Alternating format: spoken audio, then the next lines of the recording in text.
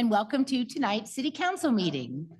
Information on how to watch, attend, and participate, as well as agendas, minutes, and recordings can be found on Broomfield's website at broomfield.org/council meetings.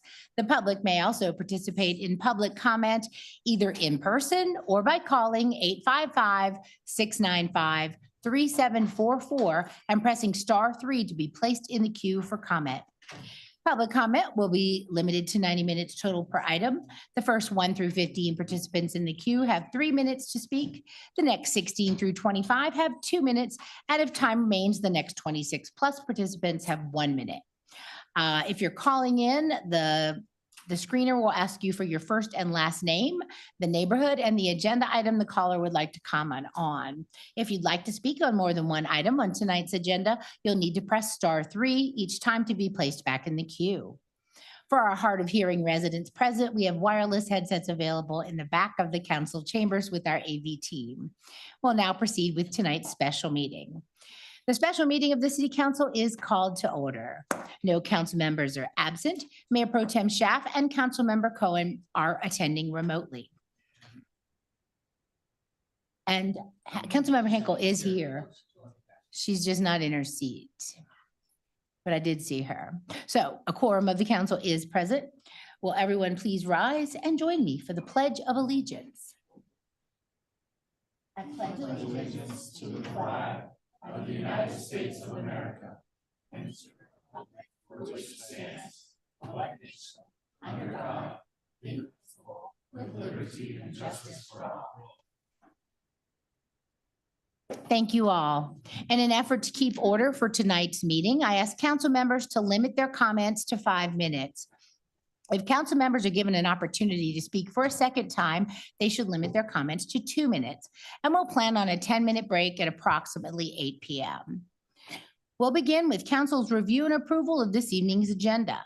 Council may add or remove items from the consent agenda, or council may revise the order of business for a meeting. Does any member of the council have any comments or questions on this evening's agenda? Are there any objections to this agenda being approved? Seeing none, the agenda is approved. There are no items under petitions and communications this evening. However, we want to take a moment to introduce a special guest who's with us. Everyone, please join me in welcoming Elena Johnson, a recipient of the Hormel Foods prestigious 10 Under 20 Food Heroes Award. Would you like to come on up to the podium, Elena? There's a step stool too, if you need it. You can pull it out. Oh, you're fine. So the recipients of this award are, in Hormel's words, a dynamic collective of young change makers driven by a shared passion to make a lasting impact on their communities and shape a brighter food future. Elena, the youngest of the food heroes, was awarded at just 10 years old, and she exemplifies the compassion and generosity through her commitment to fighting hunger. Together with her grandmother, Shalinda Lund, Elena helps source and distribute food to those in need. Recently, she has concentrated on aiding refugees, adapting to the challenges of different shelter conditions to ensure each delivery meets specific needs. Her dedication also drove her to organize a successful school fundraiser to support refugees, extending its impact beyond initial expectations. So on behalf of myself and the Broomfield City Council and the entire community, we'd like to congratulate you, Elena, on this remarkable achievement and commend you for your exceptional and tireless generosity, selflessness, and kindness. Would you like to say a few words? Thank you, Mayor, City Council, and staff for this award. Thank you. You're very welcome.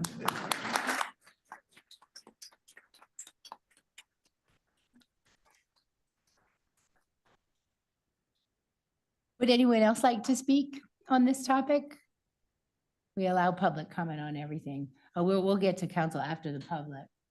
Just wanted to check in. Okay, well then we'll go to council member comments. Councilmember Henkel. Thank you, Mayor. Elena, I can't see you. Hi, there you are.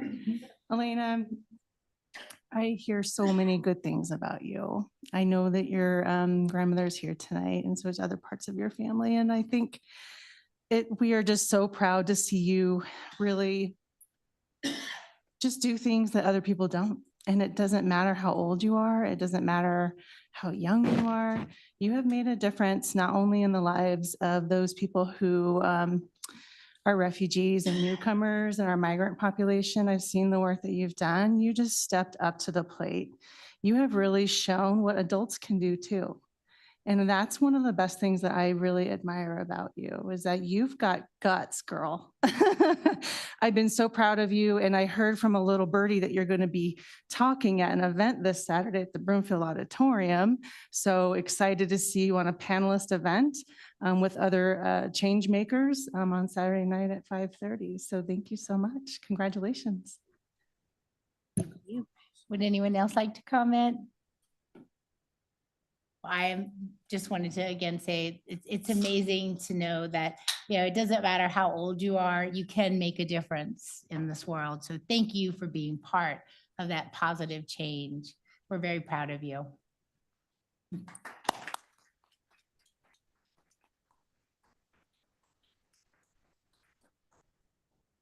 Should we take a picture? You want to take a picture? Let's go.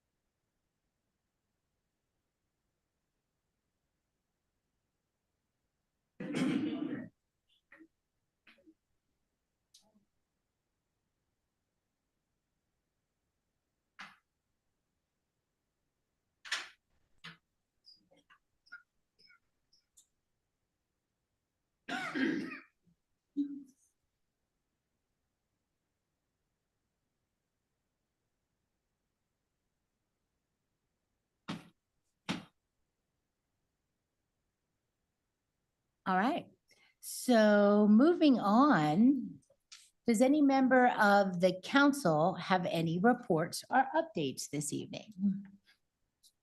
We have Councilmember Lim and Ward Tide. It's weird. Go ahead, Councilmember Lim. Everyone's invited to join us for the last summer concert series tomorrow night at Midway Park in Ward 3. With infectious rhythms and soulful melodies, Jazzy Ash and the Leaping Lizards will transport listeners on a musical journey that's sure to get everyone grooving. From upbeat tunes to soothing lullabies, their performances are a celebration of joy, unity, and the rich cultural heritage of New Orleans. Oh, I'm excited. Hope you can all join us. Thanks. Thank you, Councilmember Lim. Councilmember Ward. Thank you, Mayor. I just want to let the residents of Skystone know that we will be having a special town hall this Thursday at 5 p.m. at the Skystone Lodge. There will be a presentation regarding the water and sewer rate proposals, and there will be a Zoom option for those who cannot attend in person. We'll take questions, comments, etc. So again, 5 p.m. Skystone Lodge on Thursday the 1st. Thank you. Any other council member updates, reports? Well, I just want to share that we were able to host our Ueda Japan Sister City student delegation yesterday here in the chambers, and we awarded them certificates to be honorary citizens for a day. It was really amazing. These kids, there's 12 students that came all the way from Japan to spend about a week with us, and Mayor Pro Tem Schaaf is actually one of the host families for one of the students. So they have a lot of fun activities, and it's just a wonderful partnership. This marks our 24th year working together with the Ueda Japan delegation. And hopefully you'll get to attend one of the events around town this week to welcome them. So thank you all. Now we'll move on to general public comment. Where did Councilmember Lim still hooked?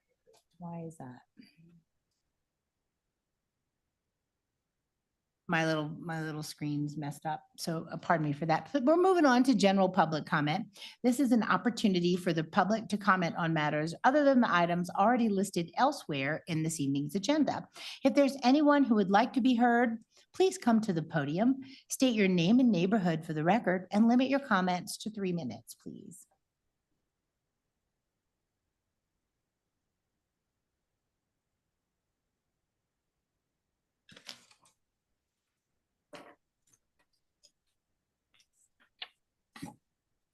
We found somebody shorter than me. Good evening, Mayor, He's online. Mayor Pro, oh, there you are, up there. Mayor Pro Temp, Council, City and County staff. My name is Roxy Jewell. I'm from Lackamore.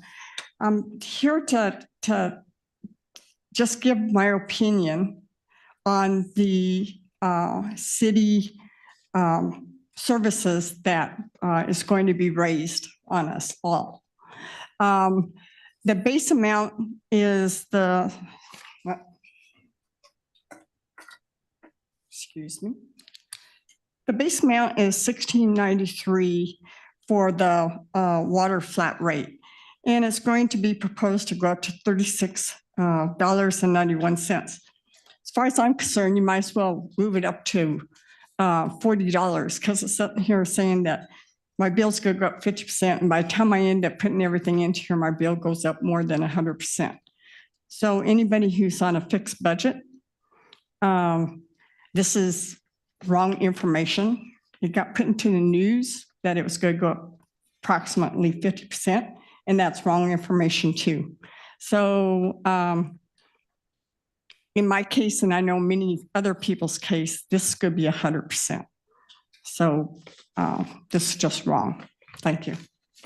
Thank you very much. Would anyone else like to be heard for general public comment for items not on the agenda? Please introduce yourself and state your My neighborhood. name is Bill Crothers. I'm from Northmore. Mayor Tim Pro, Council. I just have a comment. I don't know if anything can be done, but why did we move the stormwater from general fund to the other fund, which we can now not borrow anywhere else to pay that $11 a month? Why didn't we leave it in the general fund and use that money the way it's supposed to be used instead of switching it over so that we now have to pay that only out of the special fund? We will get you answers. We have a lot of public engagement opportunities coming up for those types of questions. So Right. unfortunately now I can't really, it's a big, complicated answer, but Okay. you deserve it and we will get it for you. Thank you. Thank you. Anyone else? Good evening, Mayor Pro Tem, City Councils, City staff. I have a question more than a comment. Especially in these hot days, I've noticed driving around town that there have been people holding up signs asking for money, help, whatever. I'm assuming they're homeless. They may or may not be. But the question came to my mind, you know, I typically give generously to food banks and family assistance and the refuge and you know, homeless shelters around the city, believing that that's the best use of my money. And so my question is, you know, when you see somebody and your heart goes out to them, what is a recommended response? You know, do you ignore them? Do you smile and say, hi, I see you, but I'm not going to give you money right now because, you know, my money goes farther if I support services that can help you. And I'm just wondering, you know, what is a recommended response for, you know, when you see a woman with 2 small children in a store shopping lot saying, single mom, need help, need money. I'm assuming there are Broomfield services that would help that, but I don't know. You can always refer them to Fish as a starting point. Okay. All right, thank you. Anyone else like to be heard? All right, moving on. The 2024 Second quarter expense report for elected officials was provided on this evening's agenda under reports. So we'll now proceed with public comments on that item, starting with in person. If anyone would like to be heard, please come to the podium, state your name and neighborhood for the record, and limit your comments to 3 minutes.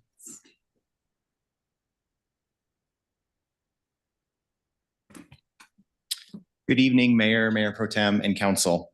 John Ewalt, Pinnacle North. I have recently found the trip reports on the Broomfield website. That took a little while to find, but thank you to Abby for the direction on that. But one thing I've noticed that's missing in all the reports is the real benefit to Broomfield, the Broomfield taxpayers, and the ones that are funding these trips. I see lots of good questions raised in the reports, but those questions don't ever seem to make it to a study session or to a council agenda. I would really like to see effort directed in the reports about why the trip was important and how the trip will pay dividends in Broomfield. Not every trip will be beneficial, and that's okay. Just state that and maybe think twice about not going next year. Thank you. Thank you very much. Second time up, Bell Well- Brothers again. Okay, you're usually only allowed one time, but Oh, I'll make it real quick. okay. I just think you shouldn't go on any more trips the rest of the year. I don't see any of those trips that are coming up that are beneficial. All right, thank you. Would anyone else like to be heard? All right, moving on. We'll now continue with the report section of the agenda. Manager Hoffman, do you have a report? Timely comments given the questions on the enterprise fund. So clearly understanding what this impact means is going to be critical for staff to be able to explain and in such a way that the community understands. We are going to be having 2 utility workshops. Last week, we had a public forum similar to our annual public forum on a whole host of other items that we have. And I would say the majority of public that attended were anticipating a different forum. So in order to ensure that there's an education opportunity as well as a comment and feedback, there's going to be 3 additional outreach and engagement opportunities for the staff and for the public. All of this is going to be on our webpage. So broomfield.org Enterprise Fund is going to really be the landing page for all things utilities. We have a FAQ as well as all of the comments and questions that were noted at the forum. We had 75, so it's going to take us a while in order to populate those. We're going to be hosting utility workshops. So it's going to be, for the first hour, it's going to be an open house, which is various staff in all areas, including finance, will be there for workshops to identify and be able to help you understand what your bill is now and what your bill will be in the future. So we'll have a whole team of finance experts there, as well as information from our public works crew. So we're going to have, one is going to be in the Lakeshore, August 21st from 5 to 7. The second one will be here at CCOB on September the 5th. Again, those won't be a public forum for council feedback. We will be having a study session, which generally we don't have public comment at study sessions. However, there will be, much like some of our other hot topics study sessions, there will be public comment, and that will be held on September the 17th. So we have a host of upcoming opportunities live time, as well as focusing on the webpage for additional information. So as I said, the website is a work in progress, particularly as it relates to the questions that were kind of the fundamental questions to the utility. Part of that question is why can't additional taxes and or general fund be used to fund utilities? We'll be talking about that in depth, sir. Additionally, we'll have an opportunity for a line level engagement so we can have a back and forth and not just have a presentation. So again, we'll bifurcate both the August 21st and November 5th. Then we'll have a full public hearing. And that is, so our consultant will be providing their findings. AECom, we had some questions about who was the consultants. So we've had 3 different consultants, each focusing on separate areas since we did the initial rate study in 2021. That rate study had not been done since 2012. So we're doing our best to provide a narrative of what's happened thus far, why we are where we are, and where these funds will go next, and a level of confidence as we move forward. Thank you very much, Manager Hoffman. Ms. Rogers, do you have a report? Just a short one. Mayor, today is the first day of the bar exam, and I've been fortunate to connect with some Broomfield residents who either have graduated from law school and are taking the exam, or they have family and friends taking the exam. So to anybody out there taking the exam, I really hope you're not spending your valuable free evening listening to us, but I wish them luck. It is an arduous process. So good luck to them. That's all, Mayor. All right, thank you very much. Next is the consent agenda. Council's consideration of the, oh wait, before we go on, I was informed that our agenda link is not working. And so it's going to make it tricky for our voting. And so Patrick, our clerk, asked if we could take a 5-minute recess and reset it because it's not working. Is that okay with y'all? Yes. Okay, well, so thank you all. We have to fix the apparatus because it pretty much runs our meetings now. So we'll take a short 5-minute recess. We'll be back in 5 minutes, 6:27. Thank you.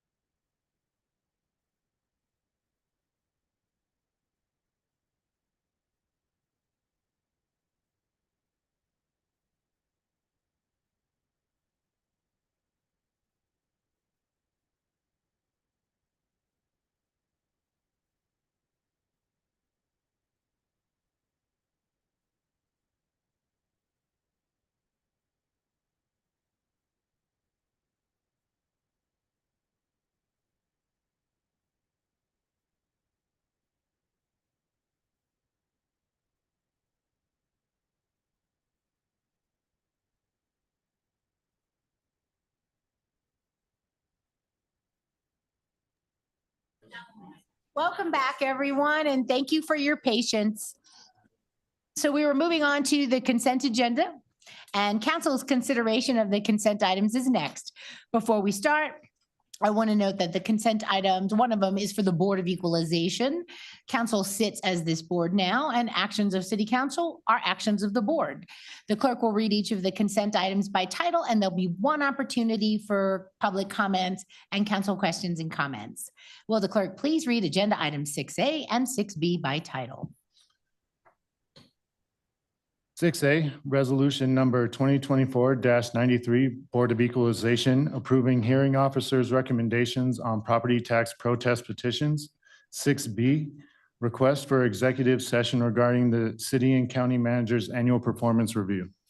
Thank you. We'll now proceed with public comments on these two items, starting with in person. If anyone would like to be heard on these items, please come to the podium. Not seeing anyone. And there's no one on the phone. Does any member of council have comments or questions on these agenda items?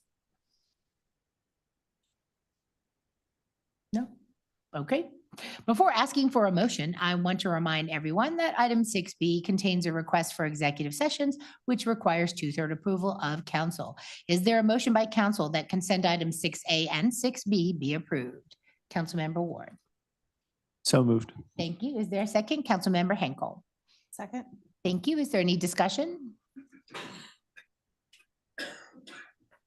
No? Let's call for a discussion.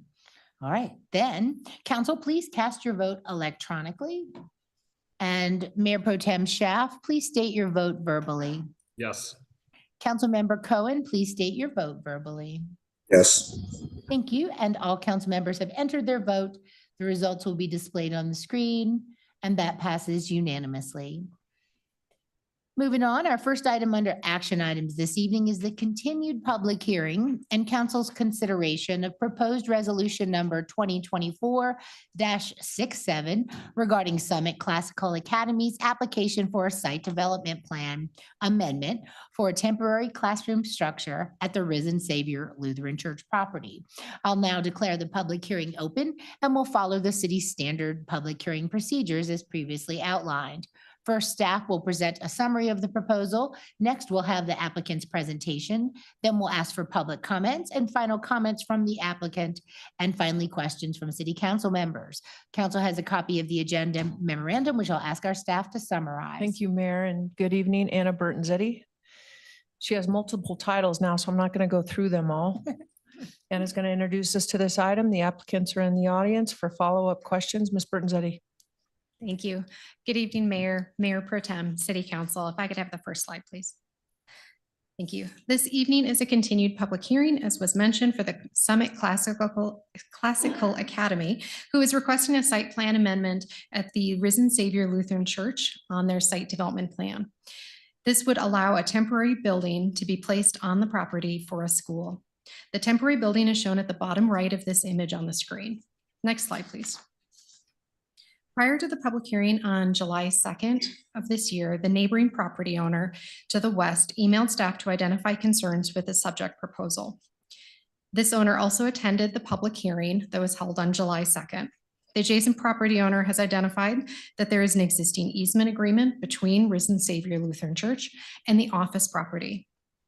The document is a private agreement between the two property owners. Brimfield is not a party to this agreement. At the July 2nd hearing, the proposal was continued to allow the two property owners additional time to coordinate on the location of the temporary structure, as well as the additional vehicle access that are accessing the site, as well as the parking. The applicant has contacted the adjacent property owner to discuss the request, and the two parties were unable to meet an agreement. The applicant has provided a follow-up response letter, which was included as an attachment to the staff memorandum. The adjacent property owner has additional documents that they have submitted. Those emails and correspondence and additional supporting documents are found in the correspondence folder. That correspondence folder is linked to the staff memorandum. Next slide, please. The proposed temporary structure for the school is located in an area identified on the Risen Savior site plan as a gravel parking area. This is generally shown as the black area on the image on the screen. Since the approval of this site plan, the gravel area has been expanded and the overall flow parking is generally concentrated in the area identified in blue. The applicant has agreed to add 4 no school parking signs within that north dirt area to ensure that the area remains available for the office building tenants. This proposal was included in their response that was attached to the staff memorandum. This concludes staff's presentation. I believe the applicant also has a brief presentation prepared for you this evening. Thank you very much. Will the applicant please come up to the podium and introduce yourself for the record? Yes, good evening. My name is Mark Rapp, and I'm a school board member at Summit Classical Academy. Jay Modulin, who presented last time, you got second fiddle for me. He's on vacation. So anyway, just want to thank you, Mayor Pro Tem, council members and staff for revisiting this item. As mentioned, unfortunately, we were not able to reach a mutual agreement for the temporary building with the Broomfield Professional Complex next door to the west. Hopefully, we will be able to, in any and all future endeavors, be able to meet an agreement. But as of right now, we are not. If we could go through the slide presentation, please. I know you've all seen this. I'll run through it quickly. Started in 2020, small school K through 4 with 18 students. Last school year, we had about 111, K through 8, and next year we're going through 10th grade. So we are entering the high school. So we do have the possibility of drivers. As you can tell through 10th grade, those are not drivers yet, but there will be some drivers down the road. I think next year too, we have 2 10th graders and around 6 9th graders. So we're talking 8 students for next year in the high school arena. You've seen this before, the only change that I have projected enrollment for next year down at the bottom there was 125. That has declined a little bit. We're now probably at 115. Just so you know, 2025, 26 could jump to 145 and then 175. Those are just actual projections. We don't have those figures for fact. Okay. We've run out of room at Risen Savior within the building there. So we're obviously seeking some mobile classrooms, talking about 3 to 5 year commitment. After that point, we will either return to extend the agreement, to pull them out, to go permanent or something like that. But we are well under the understanding that this is a 5-year temporary agreement. Okay, next please. As you can see, those temporary buildings are pretty standard. We have skirting to ground. All of that is part of the installation. We will have electric, water, sewer hookup, restrooms, HVAC, electrical and plumbing. And it's right around 5,000 square feet. So it's 4 to 6 classrooms, depending upon the size of the classrooms. Obviously, our classes are a little smaller, so I think we'd be leaning towards 6 classrooms out there. Obviously, the school will be using those Monday through Friday, 8 to 3:30, and then the church could use them on the weekends or after hours is the intent there. As you can see, the stairs, the ADA requirements, all of that comes with those. And we are going to desire is to paint those the same color as the church to blend those in as best we can. Next, please. Here's a picture of 4 classrooms. As mentioned, we'd either go 4 or 6. Restrooms kind of in the middle. Access out both sides. I think actually on the ends, I'm not exactly sure, but this is all approved per modular buildings. So next, please. West parking lot. I think if you go to the next one, please, yes, this is the proposed building site down in here in the lower left. It is close to the west, the professional building to the west. It's close to 144th. The reason that site was selected was you'll notice the other gravel site just above it. That is larger and that is currently used for some parking. Currently the school nor the church uses that. Really the very few parking spots on the west, and you can see all of the blacktop area with the striping. Those are used very seldom throughout the week. They are used on Sunday for church events. The reason this proposed building site was chosen there is because of it's not being used right now. There's no cars parked there. There is cars that are being parked up above in the other gravel lot. And per the agreement, the church can use their parking lot. They can use our parking lot as needed. Okay, so there's no rules and regulations about that. It's pretty much wide open. Okay. If we could go back real quick, I'd like to jump the contingency to the west chose a alternative site in that other gravel lot. Okay. Right there, thank you. Or another site to the west, kind of up in the grass on the other side of the road. Yes, up in there. Okay. So those are the pictorials that I wanted to show. The other thing that I wanted to mention is the proposed building site that was selected was once again not being used by either party. So we didn't feel there was any impact there. The other item is a little bit of a safety concern. We would be able to have the students walk parallel to 144th and come in that way. So they really wouldn't be crossing the parking lot or any driveways or any roads.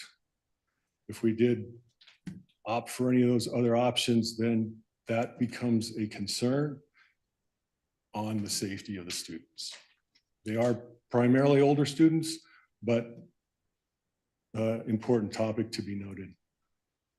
Okay, next, please.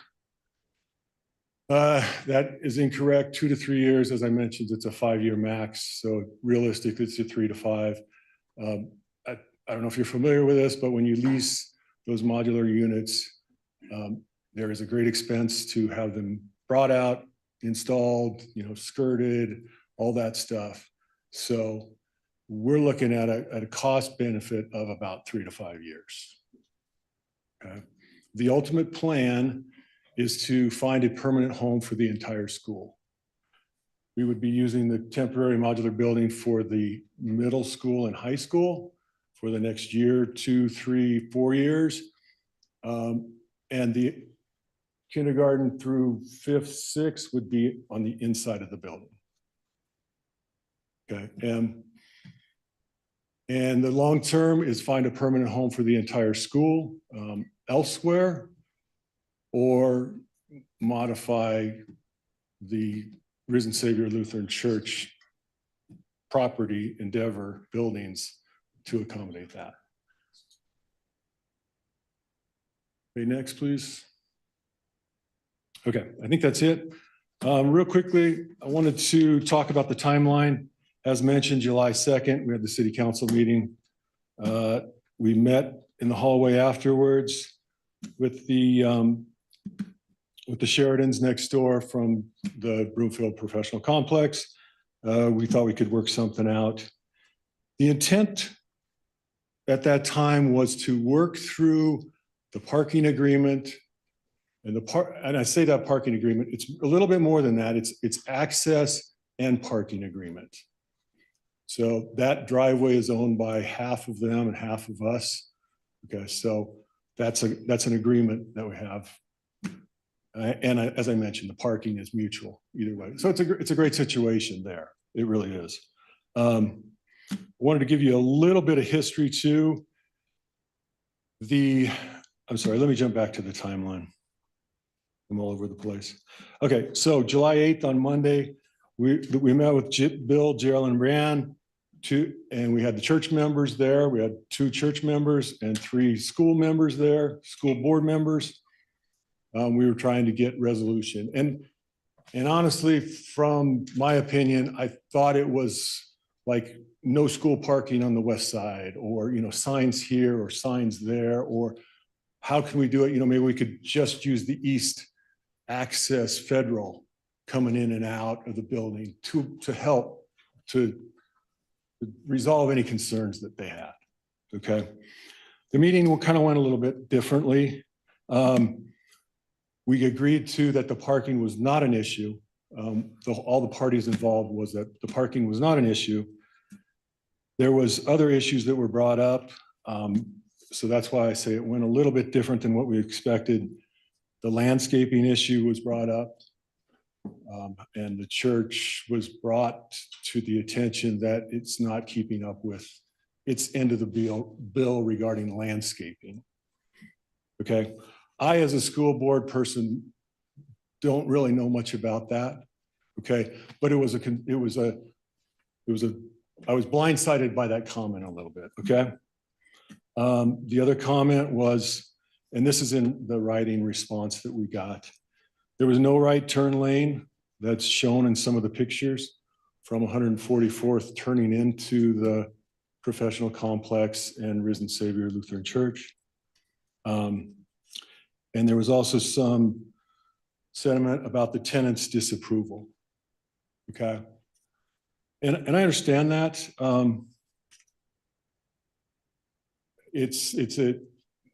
In my opinion, the tenants are not the owners. They are tenants, they are leasers. They definitely have a say, but that say is limited in my opinion. Okay.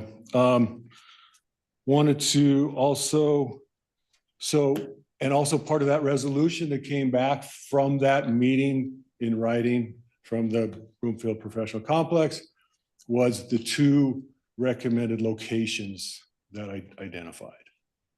Okay, and we're like a little bit blindsided by that because we were thinking, okay, it's going to go back to LERC, which we were previously approved 7-0 unanimously. It's been approved by Risen Savior Lutheran Church congregation, the board of directors, unanimous throughout.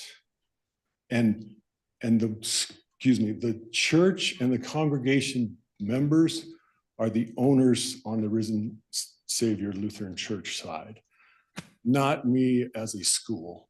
Okay, we're blessed to have them allow us to use their facility. Okay, anyway, quick comment. We went out, we went out and walked the property. I put up some stakes to identify where our proposed location was. And one of the concerns was visibility at the intersection on 144th. It is far enough back that it does not impact visibility. And that was one of the reasons that location was selected. That was, at first we were a little apprehensive about that, but later we realized we could pull it back, pull it east and north as much as we could where it's proposed building, and it would not impact the visibility of that intersection. Okay. So I think I covered everything that was put in the letter. The other thing that I would like to address is the proposed locations. Per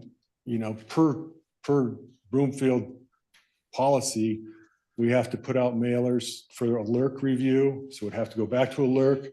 We have to put out the mailers for that. We'd have to put out the mailers again for the city council if it progressed, things like that. And to be honest, that's about $300 to $500 each and every time. There's about 110 mailers that need to go out. We've got time invested for people to print them, label them, send them out. So that is why we're not too keen. One of the reasons we were not too keen on going back and looking at the other 2 proposals locations. The other big thing was honestly the additional 3 to 4 month delay that would take. we've got school starting in a few weeks. We've got,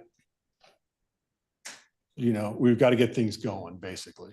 And I realize it's almost August and we are where we are, but 2 to 3 months, 3 to 4 months to go through that process impacts us, okay, as a school. I'm sure you're all aware. School year is the driving factor. Okay. The other items was there were 2 other neighborhood comments. One of them was for lighting.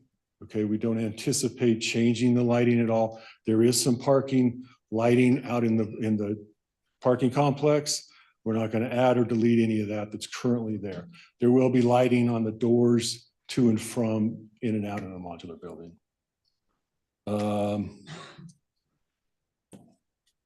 I think the only other comment was the congestion on southbound Federal. So that's on the east side. And we have drop off in the morning and pick up in the afternoon. Drop off is around 8 to 8:30. Pickup is between 3 and 3:45, somewhere in there. So we're a little bit off of the prime, the heavy traffic, people getting from work and getting home. Usually we're missing some of that. But I will say, it does add a little bit of increase in traffic. There's no doubt about that. It's adult drivers and it's 144th. So, we didn't feel like we could try to do whatever we could on the drop-off pickup situation to resolve any of that concern, but it wasn't raised as a concern that we could handle. Okay, so I think that's much bigger than myself and the school.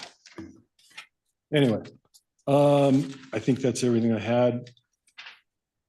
Bottom line is, unfortunately, we weren't able to reach an agreement. We are coming to you to help in whatever capacity you can. Keep in mind, this is temporary. It's not permanent. And hopefully when the permanent decision comes forth from the church, it's a win-win situation. And honestly, I feel bad we were not informative enough maybe early on. We followed the Broomfield process through the mailings, through the posters and all of that stuff.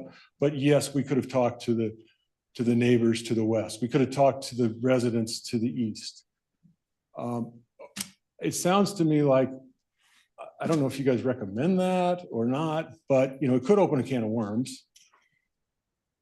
Back in 2020, about 2 or 3 years ago, there was a proposal to build about a 7,500 square foot building permanent on the baseball field that's out there. And the public comment part was first. And we got concerns from the residents to the north and to the east about lighting, about air conditioning noises, and also blocking of view. So that was stopped at that point. So this is really round 2. So thank you all. Thank you very much. And I appreciate you addressing all of those items. So we'll now proceed with public comments on this item, starting with in person. If you would like to be heard, please come up to the podium, state your name and neighborhood for the record, and limit your comments to 3 minutes. Hello, my name is Geraldine Sheridan. I'm owners with my husband of the BPC campus. We, in 2021, we sold a property in California and we exchanged it and invested in Broomfield. We saw how wonderful the community was and we're excited and happy to have such a nice professional campus where we could house businesses who are all small businesses. So we are excited to invest here and we plan on being here for a long time. We're involved in the Rotary, we're involved in the Chamber of Commerce, and we always get involved in the community where we live and where we work. I'm very offended by the fact he said that the owners are who matter and not the tenants. We have 22 small business owners that choose BPC for their business home. And I appreciate that. And I think that stands their opinion matters more than ours does. So we reached out and we did a survey to all the tenants. And Brianne's going to talk about that later because she got responses from a vast majority of people and very specific concerns from them. So she will talk about the survey and the responding of all of the tenants that we have that did respond. But there are certainly issues with the placement of that building. Safety of having children that close to the road. There's no turnout lane, which was originally in the plan, and then that got removed when the improvements were done in 144th. So there's no turn lane. There's currently very serious traffic problems already, and it's dangerous pulling out there.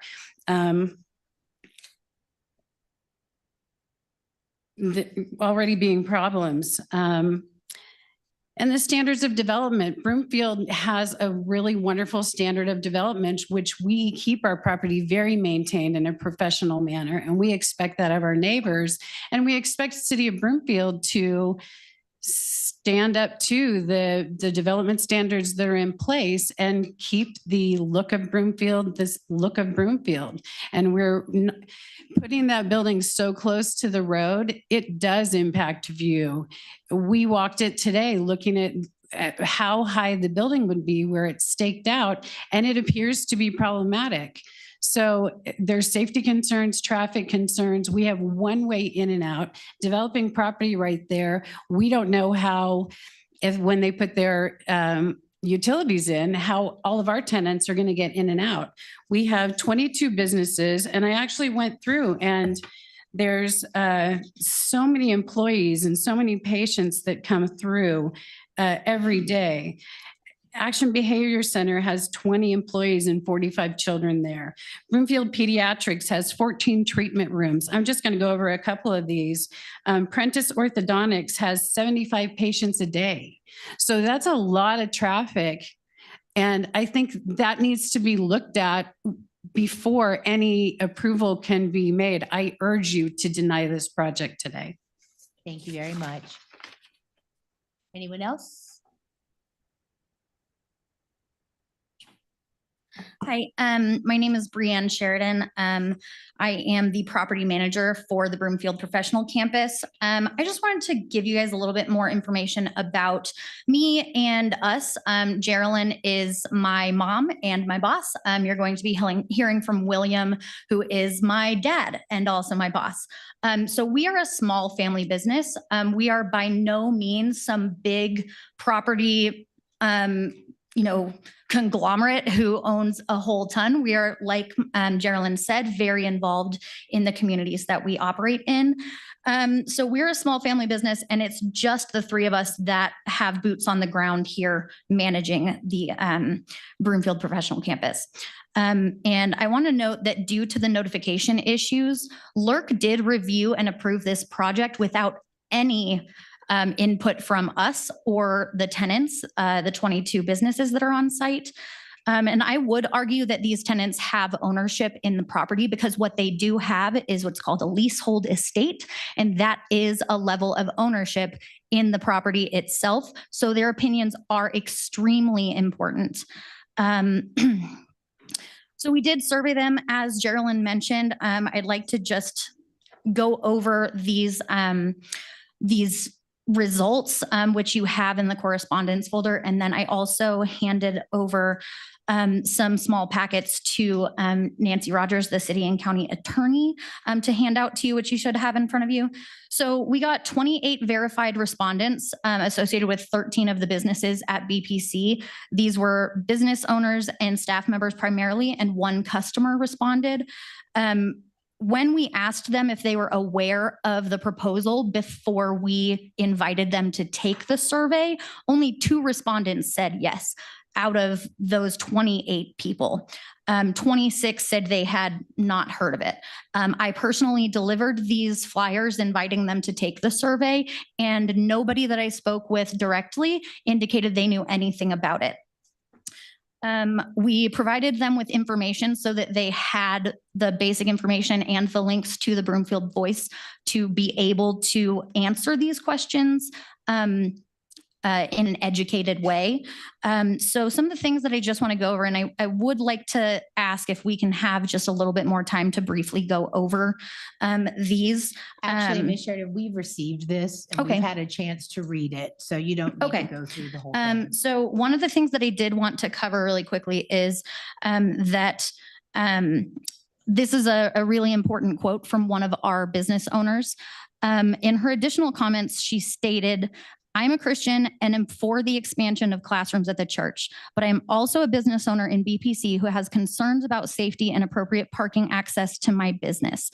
If the temporary buildings could be put in the land north of the church, I think it would be a safer option for the children attending the school, decrease the impact on the businesses within BPC, and continue to ensure the safest visibility of people exiting on 144th.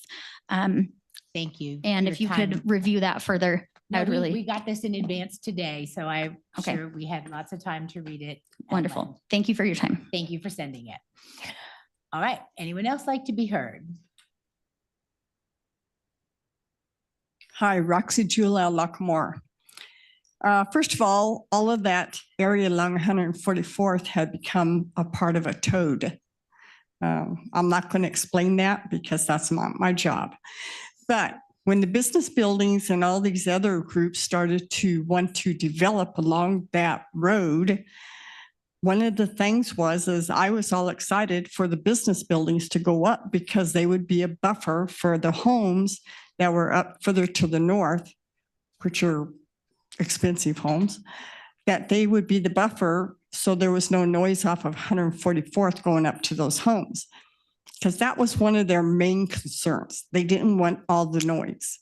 So that kind of got smoothed out and you guys ended up getting your building permit. The agreement that you made with the church, whatever it was up to the builder. It went through whatever you're doing. That's just the way it is. The church is trying to help with teaching children. It may not work. They may find out that they can't support having the school on that property for multiple reasons. Who knows? This is only for the future to know. But they should at least be given the chance because it will be more or less a business anyway. And that whole area basically is that. And they're not the only church that's on that street. So, and I know that street is very busy. They'll have to take that into account. And if things don't work out, they'll just have to shut it down. It doesn't really matter. So I would say at least give them a chance. So they got a 5-year. If they can't make it in 5 years, then you guys can make a judgment. Thank you. Thank you very much. Anyone else like to be heard? Please make your way to the podium.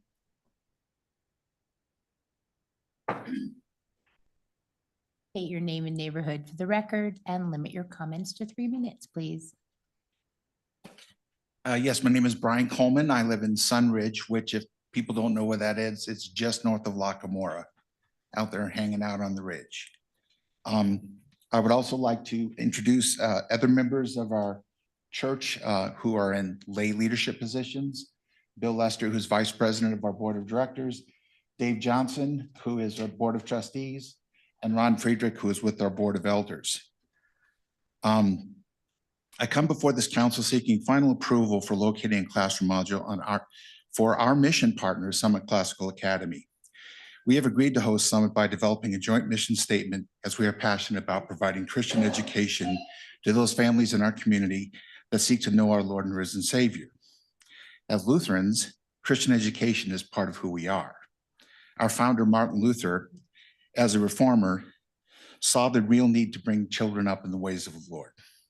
We know that there's demand for Christian education as we see it prospering within the Broomfield community.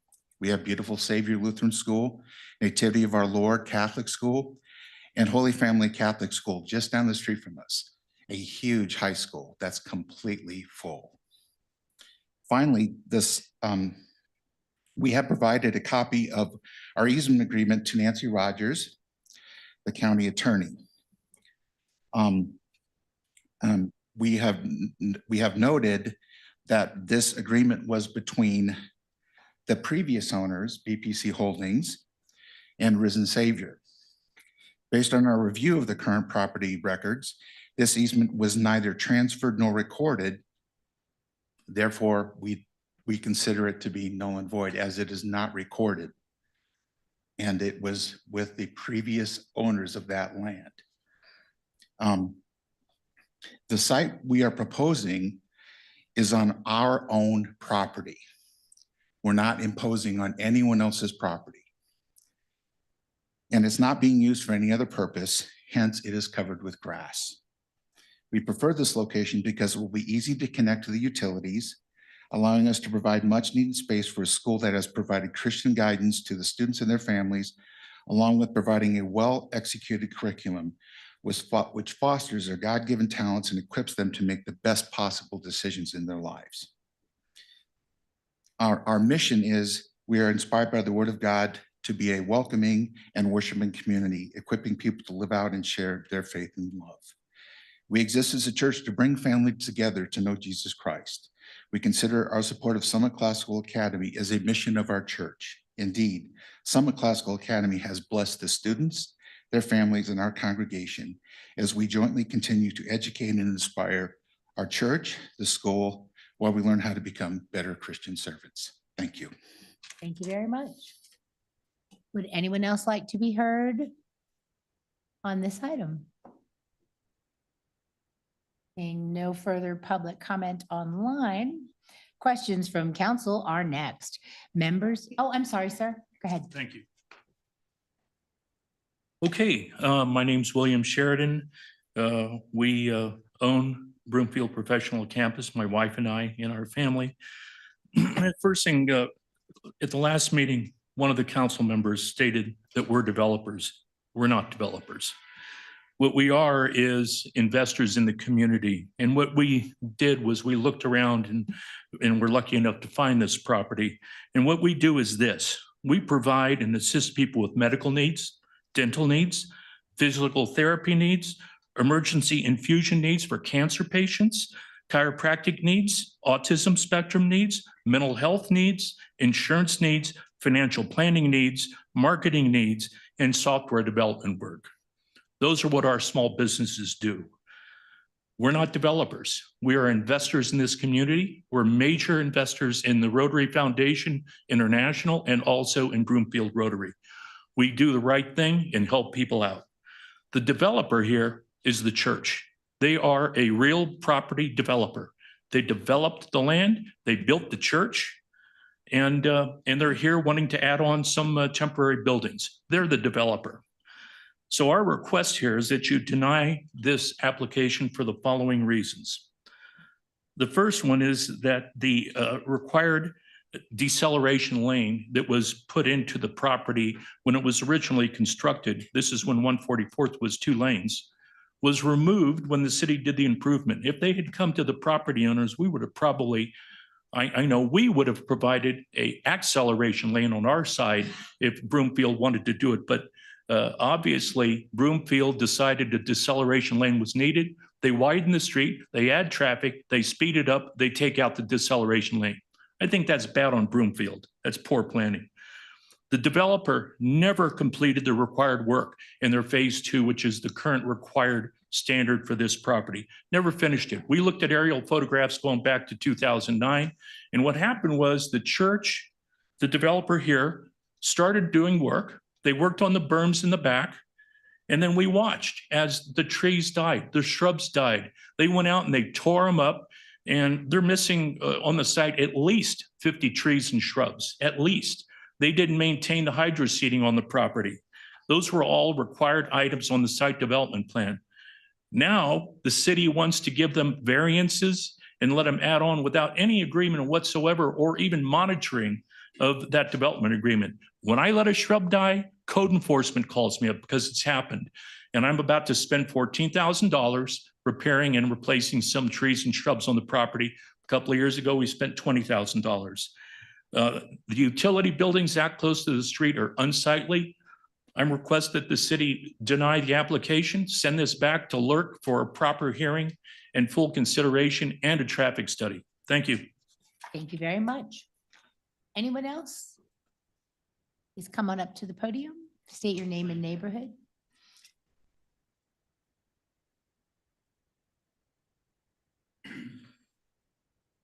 My name is William Lester.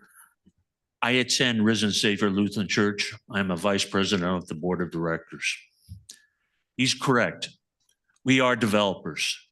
We are developers of young people, not only academically, but within the human spirit, and to be members of the community that contributes.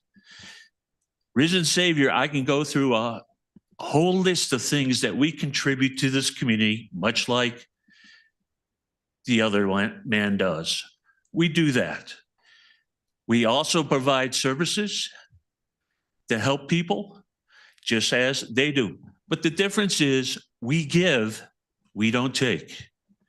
And right now we're asking for a giving of this module so that we can build the future of society to something that we want.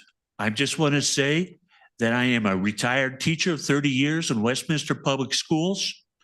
I'm a retired naval officer, and I have worked with people of all levels. And when I talk about students and what is happening at Summit Christian Academy, it's incredible. These are going to be contributing members that he will find and they will find in their businesses as tenants, also contributing. We're not talking about material development here. We are talking about development of the human being to be better members in our society, even if it's with a Christian faith. Thank you very much. Thank you. Would anyone else like to be heard? Okay, you're just leaving. Okay, well then we're going to move on to council member questions. Members should limit themselves to questions. Are there any questions from council? Councilmember Leslie. Thank you. Is it your intention at the church to build the permanent facility on the church property or elsewhere? The applicant might want to. I can't answer that yes or no. Honestly, it would be a big endeavor to put a permanent building there. Part of it is ownership, cost, all of that comes into play. The other thing that we've run into is the requirements that would be needed to add a large, facility out back or something. We would have to bring that whole property up to code. Fire, parking, water retention, you name it, solar, et cetera. So with that being said, it's a big expense. I can't say that, yes, we will pursue that, or no, we will not, from a school perspective. No, I appreciate Now the church, if enrollment increases, maybe on their part, they want to put a big sanctuary and a education wing and things like that. That would be on their part. No, I appreciate that. But I mean, basically, we've been presented with a proposal for a temporary facility, but I could understand maybe even better that those in the business side would be concerned about a permanent, as opposed to a temporary. That's why I asked the question, what's your long-term plan there? There's a street on the other side of the church that goes to 144. Yes, that's federal. I do some business in that site, so I'm somewhat familiar with it. I'm familiar with the exit and the challenge making a left turn there, but I'm not familiar with the other road. Okay. Why can't that road be used? It can, and it is. It is, Okay. honestly. It's used primarily for the school. We have drop off for elementary. We have our staff park all over there, and the church staff parks on the east side of the building. But I mean, if you use that road rather than the one we're talking about, then that seems to me that issue goes away. I agree. And that was an option that I thought might work. but unfortunately, we didn't get to that point. Well, the business park doesn't have any say on the other road, does it? Yeah. So I mean, that may be, And we're not here to play Solomon. I mean, that's part of our challenge. You both have issues and some of them I don't think are relevant to our decision tonight. That's why I'm asking what's your long-term intention? And secondarily, could that other road be the solution here where you're not having to worry about the business community and what their concerns are? I'm not sure that they should be telling you whether it's safe or not. Those are things you need to be aware of. And if the school parents don't think it's a safe site, they'll probably withdraw their kids or not go. And then it's a failed experiment. And that's something on you guys, not on the business side of it. But- Correct. Okay, Our thank you. plan is to keep the school together. Yeah. You know, if the portables don't work out, we will have to seek space elsewhere and we'll have 2 campuses. That's not ideal. It creates a lot of confusion in today's world for parents dropping off 2 locations, time, traffic, et cetera. That is our least desirable thing. So if at some point we will have 1 location and it may not be at Risen Savior Lutheran Church. It just, it seems to me that if you feel that growth is there and that you do want to put a permanent facility on that site, you're going to have to come back to us, whoever we are at that You time. betcha. You betcha. And so you can't retire for a while. Just well, kidding.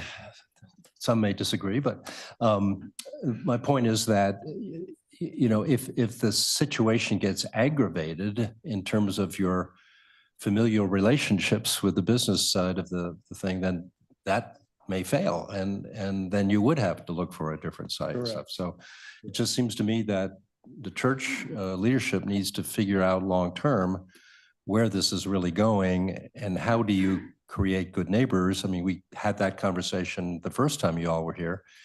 And it just seems unfortunate that, you can't seem to come to some terms. I can understand why the business side are worried about traffic and, and maybe jointly, you both need to go to the proper authorities and try to get a light and other kinds of changes made over this period of time if you get approval. But I mean, you guys got to work together. I mean, unless you use that other road, and then it would seem to me that.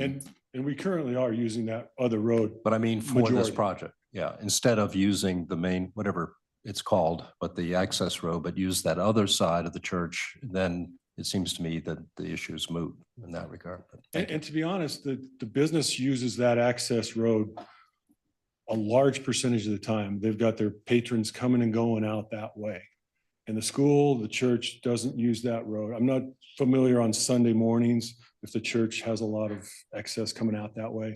I don't know, but the school is not. Yeah, I know that for a I don't recall personally whether you can make a left turn from that other road or it's only a right turn there. Is there a median there? I just don't know, but I There is know. a median. You can turn left from either Okay. the access road or federal. Well, I know, and we talked about this last meeting, that those of us who have done business over there are a little bit concerned when we try to exit, because of that, you really can't make a left turn there. You really kind of have to go right.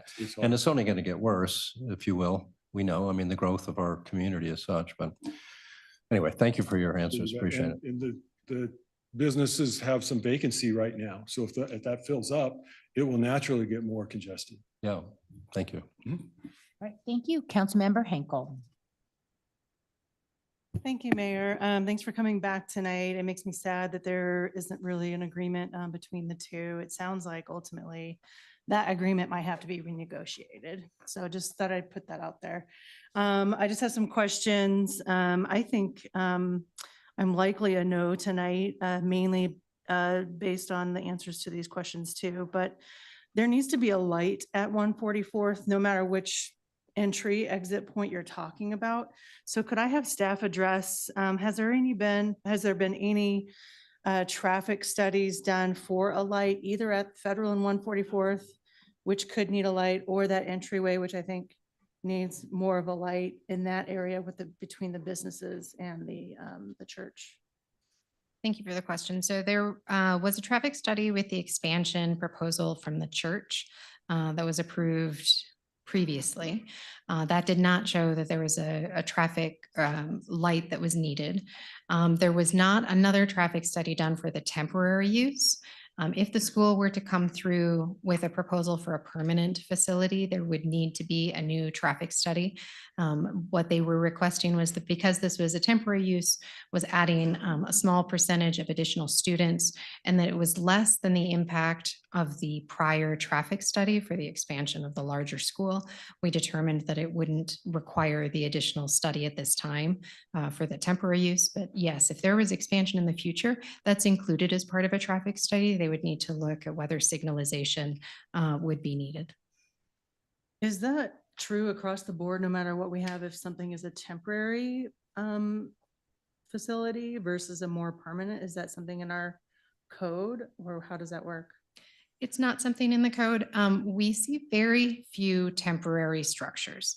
As was mentioned, this is still a very significant investment going through this public hearing process, going through the building permitting, paying utility connection fees. These are very expensive steps for a 3 to 5 year commitment or agreement for a use. We see them so few. So it's not often that we do have a request. It's also unusual in this case where there was a prior approval for a larger expansion, which had a traffic study completed. And when was that traffic study completed at that? Shelby, do you have? Thank you, 2009. And so that would have been prior to the 15 years ago? expansion of 144th. Were the medical buildings there at that time, 15 years ago? They would have been there at that time, right? No, I'm being told no. Okay. My okay. memory is, I remember when they were approved, so now that's making me feel like you've been So here a old. while. I know, I've Okay. been here 20 years and I don't Sorry. remember that medical building being there. Yeah. Okay, I have some comments about that later. Thank you. Could we, if it is passed tonight, would we be able to cut the building permit for the 5 years? I guess this is also for staff, sorry. Ms. Bertenzetti. Do we have building permits that would be revoked after 5 years? Or if we approve it, they could keep it going after 5 years without any coming back to us?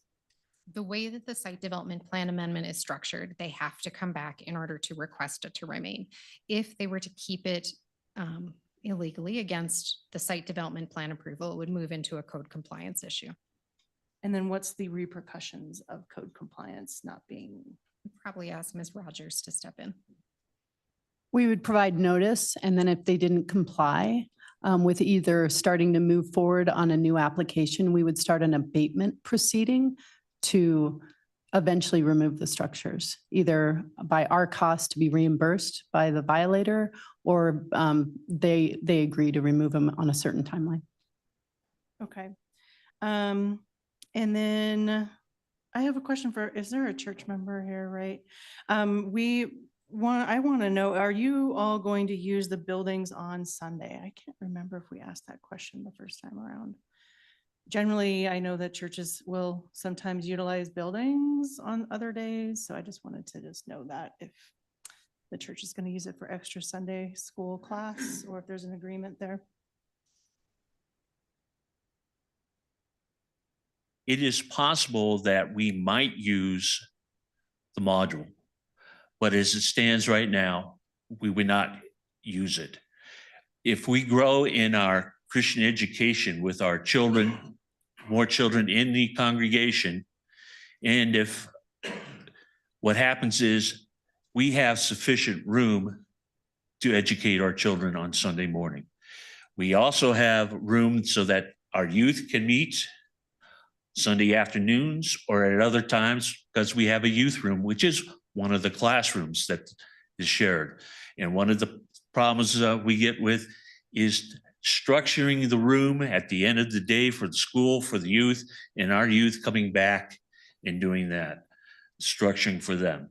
So if they had their extra module rooms, that would open up the room for us, definitely on a Sunday morning for our youth, which is already there, but also at other times during the week for our youth to meet and plan things. Thank you. Yeah, that's concerning to me that there's no plan there specifically yet. Thank you. That's all I have, Mayor. Thank you. Great, thank you. Councilmember Marsh Holston. Thank you, Mayor. One question for staff going on, or a couple questions for staff, I guess, going off of Councilmember Hinkle's question. So you're saying that if it was a permanent structure, there would have been a traffic study done, but because it's temporary, we don't have, it's not in our code whether or not we need a traffic study or not? So I guess what I'm saying is that there was a recent traffic study done for a larger expansion. And then this is a temporary use. And so they were requesting as part of the site development plan consideration to not have the additional traffic study in reviewing the request. And actually, Ms. Donahoe reminded me there was also a traffic study done when we expanded 144th Avenue that was done by the city. So that wouldn't have been done by the applicant, but we have had more recent studies done of 144th as a corridor. But considering that there has been that information, as well as the analysis of the specific site with additional more intensive uses, that was considered, and the applicant requested consideration through this process for city council to allow for the temporary use. And then was agreeing that if they were to do a permanent expansion, that they would follow the traffic study. Okay, and that actually leads into my next question. With the expansion of 144th, why was the slow down turn lane removed? I wouldn't be able to speak to the specifics of the traffic study findings. We can follow up with you if you'd like more specifics, but it is an analysis that's completed by our traffic engineer, and it's part of the analysis that's completed as part of that expansion plan. Okay, thank you. And then a couple questions for the applicant. I'm noticing on the site development plan map that you have a outline of future building just to the north of your existing building on the north part of the building, your lot. Why didn't you pick that location for your temporary structure, given the concerns of the neighbor? We selected that location prior to the neighbor's input because that particular location was not being used. It was not being parked on by anyone. It was not being used by either the church or the professional building. So what you're saying is you went through the process of selecting the site without the neighbor's input? Correct. Okay. Now, remember, as I mentioned prior, we tried earlier to go to where the baseball field is, and we met resistance from the residents. So we thought, okay, let's pull it away from the residents. It's temporary. I didn't think we were impacting the professional building. I mean, it's there, but we're not impacting it any other way than visual. All right, thank you. And then I had two questions about the variance requests, specifically the setback from 144th. The current PUD requires a 50-foot setback. You're requesting a 25-foot setback, putting the building much closer to 144th in the traffic. And you're also requesting no grading plan or landscaping plan with this, which is our requirement. Why should we approve those? You guys want to know? My understanding is the setback is adequate from the sidewalk. The sidewalk, I believe, is the property line, and we're back. We meet the requirements there.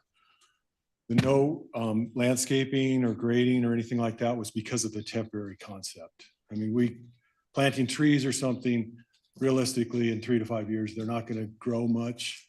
They would require watering, et cetera. And then we'd have to rip them out when we pulled the modulars out. Can you speak to the comment we had earlier about existing landscaping plans not being followed on your site? I cannot. I'm more school represented.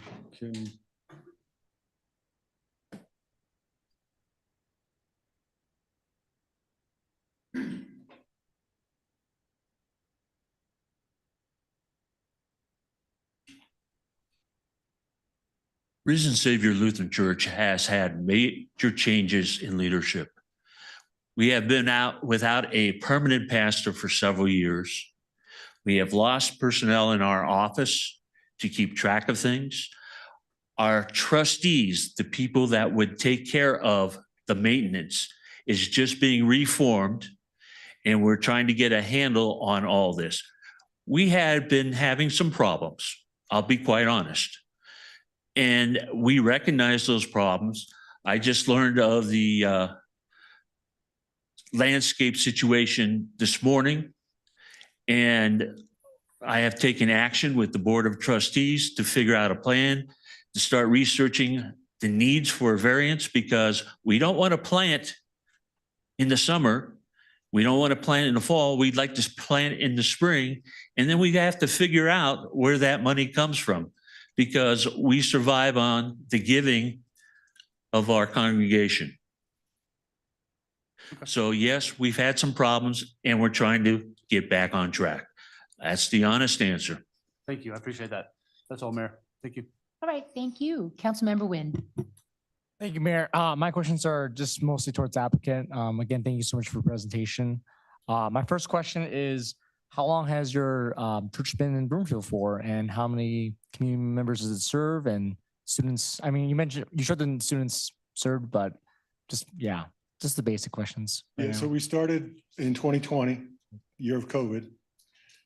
Slowly grew from that. We have our congregation, or our community is 110, 115 students for next year, of which is about, I say 70 or 80 families. Okay, we've got multiple siblings there, things like that.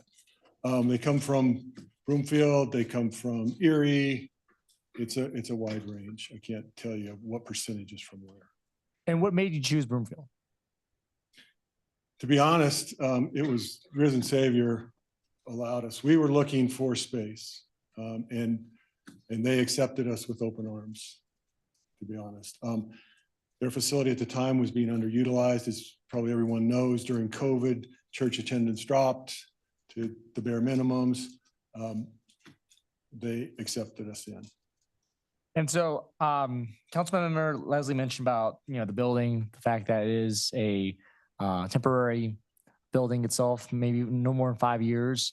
What would I know in the, the memo as well, it mentioned that you're looking to further upgrades maybe in the future, or remodeling the entire site. What would the area look like in 5 years from now? It's tough to say, because the school is growing. The church, I don't think is growing as fast as the school.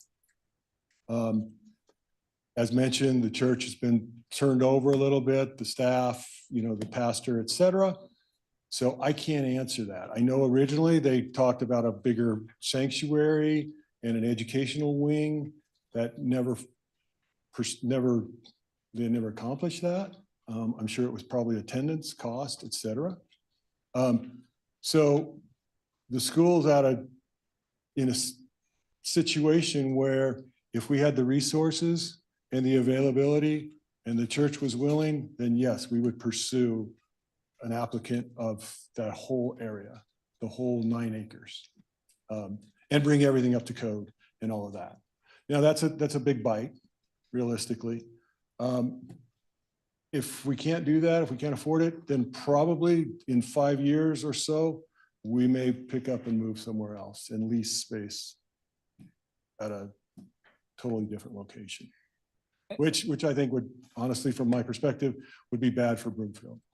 And I guess my follow-up question then is, what would happen if we did not pass this temporary building? Okay, as mentioned, we have, the projection was a little bit higher early on. We're at about 115 students for next year. And honestly, this whole summer, we've had controlled growth within our school. So we're not accepting everyone. We're basically accepting people that can fit in to the current classroom capacity. We've got a maximum of 20 students. So for example, if we have 15 students in a grade, we will accept students in. If we're at 18, 19, 20, we will not. Okay, and we're not bringing in additional whole classes. So we're not starting another classroom because of the limited space that we have. Now this year, we're trying to do everything we can and planning on staying at Risen Savior, obviously now through December as is, because by the time we get the modulars, if approved, get them installed, get them hooked up, et cetera, it's probably going to be winter time. So currently we are planning on staying where we are, limiting growth, and then next year we can open the doors and accept more growth. And this is my last question. For the students themselves, has there been like a wait list, or what really prompted the urgency? I mean, obviously the numbers, you've shown in the graph, it's exploded in the past 3 years, but what was I guess what I'm trying to ask is, will there, with the controlled growth, will there be like a wait list, or will there be some kind of, I guess, how would you proceed without this temporary building? Yeah, we would stay in our current configuration through probably December. And then unless we open more enrollment, then we would probably make it through the school year. And then we would have to move. It's tight, to be honest. I mean, I feel like we're overusing the church because they've got Bible study classes and we're in their classroom.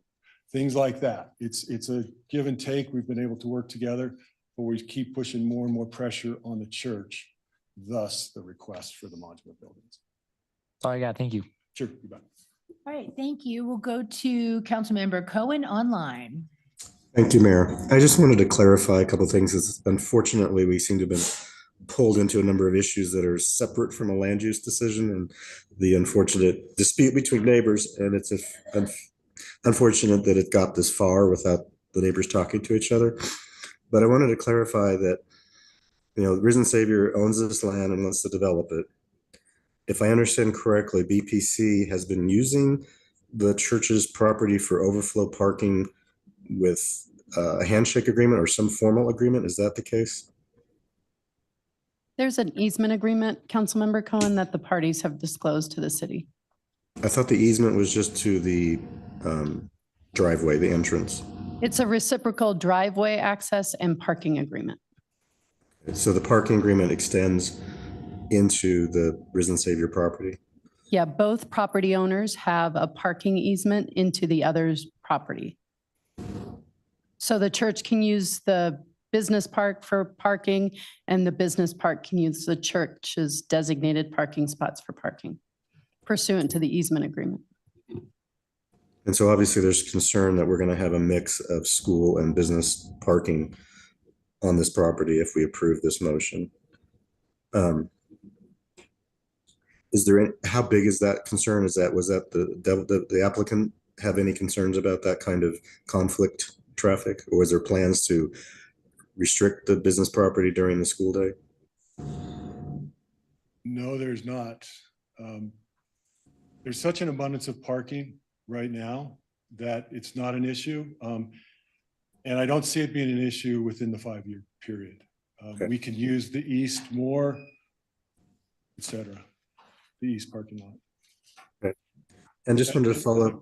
I'm sorry, go ahead. I was just going to say that the business primarily uses that access road and the parking. I mean, they've got a lot of businesses going, people are coming and going. Okay, thank you. Also, you mentioned, I think during your presentation, you looked at 3 sites. But you've ruled out the other 2 sites for sure. I do think there's some legitimacy to the argument. This is not the most attractive thing to have right on 144th. I think we've seen these buildings. I think Legacy has a couple of these buildings as well, and they're usually off the site, off the main street. Are you open to moving it farther away from the street, or is that we're past that part? I say no. I mean, I'm not against that. As I mentioned, though, timing's a big issue for us. And the whole process of going back to LERC, additional mailings, additional costs, coming back to the council, things like that. And I just didn't feel like there was a valid reason not to have it on the proposed location. And the whole school felt like that, and the church felt like that. It's just a short ways away. You'd still be able to see it from 144th. It would actually be closer to the professional building if we moved it to that other gravel lot. I think the third option, the farthest to the north, is not realistic because of the residents. I wouldn't put that burden on them. Okay, thank you very much. That's all. All right, thank you. And Councilmember Lim. This is for staff. Staff stated that we have not had many requests for STPs with temporary buildings. Do we have any standard of it's not architecture, but standards for those modular units at all that we would have looked at in the fact that the staff said they had no concerns as stated in the memo? So in this particular area, this is a PUD plan for the Lutheran Church that does not have specific architectural standards other than it has a specific design that's been approved for their site development plan. So no, there are not specific requirements for a modular. In other areas, as was mentioned, this is the transitional overlay area district, so it is part of the TOD. And the TOD does have architectural standards if there were to be another office building proposed or use that is permitted under the TOD occupancy for this area.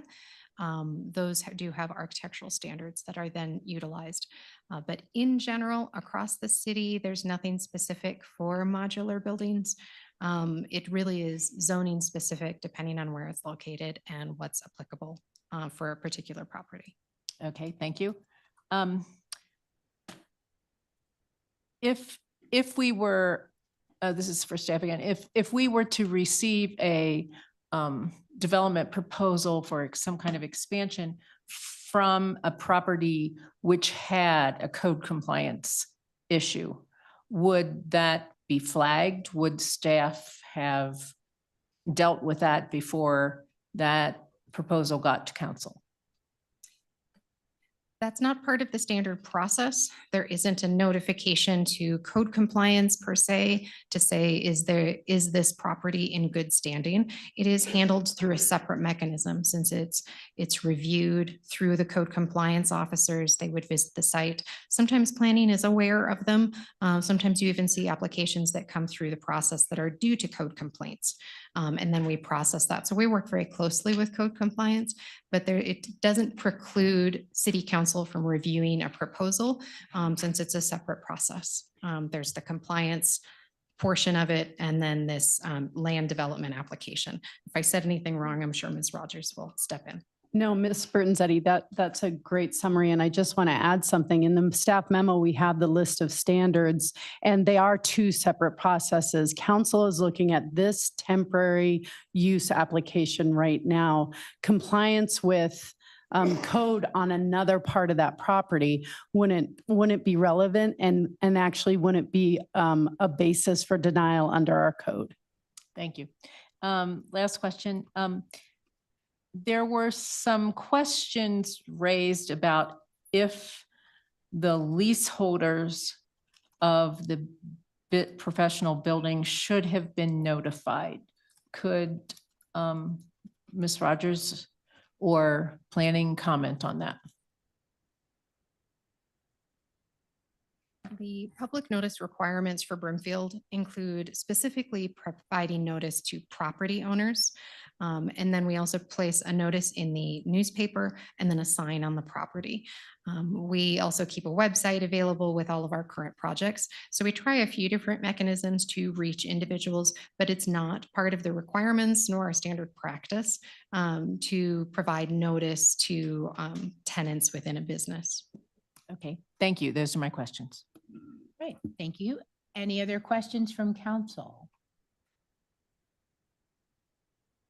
I just had one question about the area. There's a childcare facility in the back there, isn't there? I guess you would be the great person to ask. You're the owner. Action Behavior Centers is there. You could have to come up to the mic. William Sheridan, Action Behavior Centers is on site there. They have a 9,000 square foot facility. They provide care and not daycare, but they have drop-in care for children on the autism spectrum. And they have about 9,000 square feet. They have about 20 staff, and they're licensed, I believe, for close to 50 people. The building occupancy based on its use is about 90 total. They're full all the time. They're very, very busy. Thank you. Yes, they're safe too. So there being no further comments, the public hearing is closed. Next is council's consideration of proposed resolution number 2024-67. Will the clerk please read the proposed resolution by title? Proposed resolution number 2024-67, approving the Risen Savior Lutheran Church filing number 1 site development plan amendment. Thank you. Is there a motion to approve the resolution? Councilmember Ward. I move that resolution number 2024-67 be adopted. Thank you. Is there a second? Councilmember Nguyen. I second this. Thank you. Is there any discussion? Councilmember Henkel? Oh, well, no. Councilmember Marshallson. Did you want to speak? You just hit your button twice? You can go first. Can you make Henkel first? Go ahead, Councilmember Henkel. Thank you, Mayor. I'll keep this fairly short because I spoke a lot last time. I just have a lot of concerns, especially with the traffic study not being done in the past 15 years in that specific area without that medical building there. That's huge alarms for me. As a parent of 2 teenagers, one who's in college now, actually he's not a teenager, just kidding, he just turned 20. I do have concerns about, the safety of the kids in that area, especially with that building being so close and without a definite plan on the use on Sundays.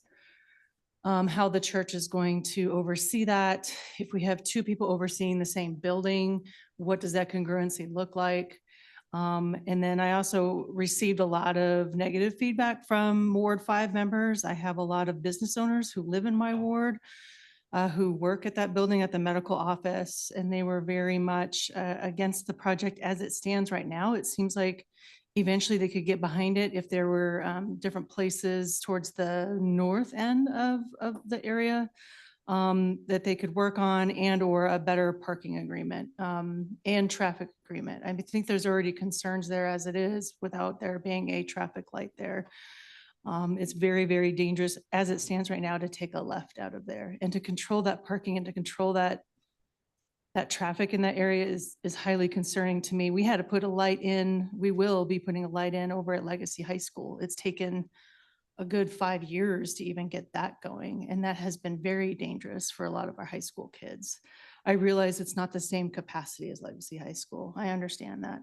I just really do worry about that area, and especially about the landscaping not being completed in the way that we need it completed. I just feel like there could be either a better property or better place on the property for this temporary fixture. And I just believe that just needs better planning, and we'll have to utilize, I think, the church until then. Thank you. Councilmember Marshallson. Thank you, Mayor. I'm also not supporting this tonight. The review standards in our code requires number B, that the proposal should identify and mitigate potential negative impacts on nearby properties. I don't believe that standard has been met, especially since the discussions of the development was not even, the neighboring properties weren't even just brought in until well after the fact. So I do not believe that there's plenty of negative impacts that have not been mitigated, and I think does not meet that standard. I also agree with Councilmember Hinkle on the traffic issues, and specifically which one is it? K is the proposal shall be consistent with the approved PUD plan. The two of the variances that are being requested, the landscaping plan and also really the setback is the big one to me. The variance of that, I could not approve that variance. I think the setback is a safety issue for both the motorists as well as any potential children, and for people coming in and out of that parking lot for the businesses too. So I will not be supporting this tonight. Thank you. Thank you. Councilmember Leslie. Thank you, Mayor. I wish you guys had worked something out before you came back. I think it would have put everything in a different light. B, I wish there was, I guess, a greater willingness on behalf of the school, the church, to accommodate the concerns that we're hearing broadly. I'd be more likely to support this if there was a commitment to use the other road and not use the main one, simply because that obviates some of the concerns, probably a lot of the concerns that the business community has there. And I don't know whether you kind of responded that it was too late to make some of those changes. And I understand your perspective. I just worry that I think this is a worthy project. I think we all want to see our communities developed. I don't mean economically, but I mean socially and spiritually. But I just think that this got a wrong start. And it's sad because you have this agreement, whether it's enforced or not. I know you raised questions about whether the current owner of the business park really has that control over that. But you guys had an agreement where you could share your spaces, your parking and stuff. I mean, you came from a really good place and it just kind of fell apart. So I'm struggling with this one. I guess if I heard, yes, we'll use the other street.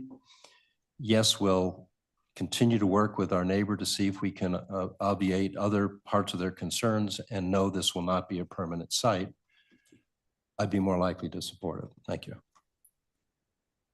Thank you. Councilmember Anderson. Oh, thank you for coming back tonight. And I think like others, I wish there had been some type of mutual agreement.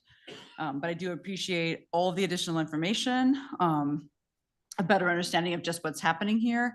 And it is fully apparent that this temporary building, which can only be there for 5 years before coming back before council, is fully on the applicant's property. So I understand that there's some concerns around parking and shared driveway space, but this is on the applicant's property and I am supportive of moving forward. We do need more resources for education for children. And I can see the time crunch there that you really need to get moving for the school year. And there are other issues that I think we heard tonight, that the landscaping is not relevant to this proposal, nor is the light, although those are things that need to be addressed. I would support a traffic study there to see about the potential for some type of traffic mitigation. But at this point, I will be supporting this application. Thank you. Thank you. Mayor Pro Tem Schaaf. Thank you, Mayor. So I would like to move that council recess into an executive session to get legal advice from our attorney that would be privileged. All right, Ms. Rogers, what is the process for that? You would need a second. So that would be calling for an exec session under CRS 246402B, 4024B, excuse me. Is there a, Mayor, could you ask for a second? Yes. Is there a second? Councilmember Anderson. I second the request. So Mayor Pro Tem Schaaf has made a motion for to go into executive session, and we have a second. Do we need a vote to go into exec session? We do, Mayor, and the 2/3 count applies. All right. So can you set us up for a vote? Please. All right. So we're voting on whether to go into executive session. All council members cast your vote electronically. Mayor Pro Tem Schaaf, how do you vote? Yes. Councilmember Cohen, how do you vote? Yes. Thank you. All council members have entered their vote. And that is fails 6-4. So we can't go into exec session without a 2/3 majority. Is That's that correct? council's decision. Thank Okay. you. I would like to advise council, though, to check my memo, the privilege memo that I sent on yesterday. If you haven't seen it, send me a quick message. I can resend it. Very important. Thank you, Ms. Rogers. Back to my. Mayor Pro Tem still had his hand up, Mayor. I Go ahead, Mayor Pro apologize. Tem, finish. Thank you, Mayor. So I voted no on July 2nd, 2024 for the substitute motion for a continuation of the hearing. I worried the parties wouldn't come to an agreement, and as we found out, they didn't come to an agreement. The developer stated the approved plans for a permanent building as the original SDP depicted are a big endeavor, and it sounded like unlikely the building would actually be constructed. If that is the case, this isn't much of an SDP amendment, which modifies the proposed project, but fully changes the SDP. And I believe this should have been an SDP proposal and not an amendment hearing. I do not like the long-term temporary building being placed on this land as it isn't consistent with the PUD. I do not believe the application mitigates the negative impacts on the nearby properties. I do not think the application maximizes the positive impacts on nearby properties. As we heard tonight, the approved landscaping that was approved on this property have died or been removed. With this application, there are no plans for landscaping, which would solve the existing issue, but it also doesn't include adequate public improvements either. So, you know, the applicant made a comment during the hearing that they do not foresee plans, or they do not have plans for when the actual permanent structure would be constructed, which gives me hesitation in approving this long-term temporary building. So I would move that council direct the city attorney to draft findings in support of denial and continue the application for a decision to a date certain. All right, thank you. Is there a second? Councilmember Marshall Holston. I'll second that. Thank you. Is there any discussion on the motion from Mayor Pro Tem Schaaf? Councilmember Nguyen, is your name just, no? Okay, so then we are going to vote on Mayor Pro Tem's, that's not the resolution, motions for denial. Right, Ms. Rogers? Okay, so council members, please cast your vote electronically. And Councilmember Cohen, state your vote verbally. Yes. And Mayor Pro Tem Schaaf, please state your vote verbally. Yes. That in, you got it. All council members have entered their vote and the results will be displayed on the screen. That is a tie.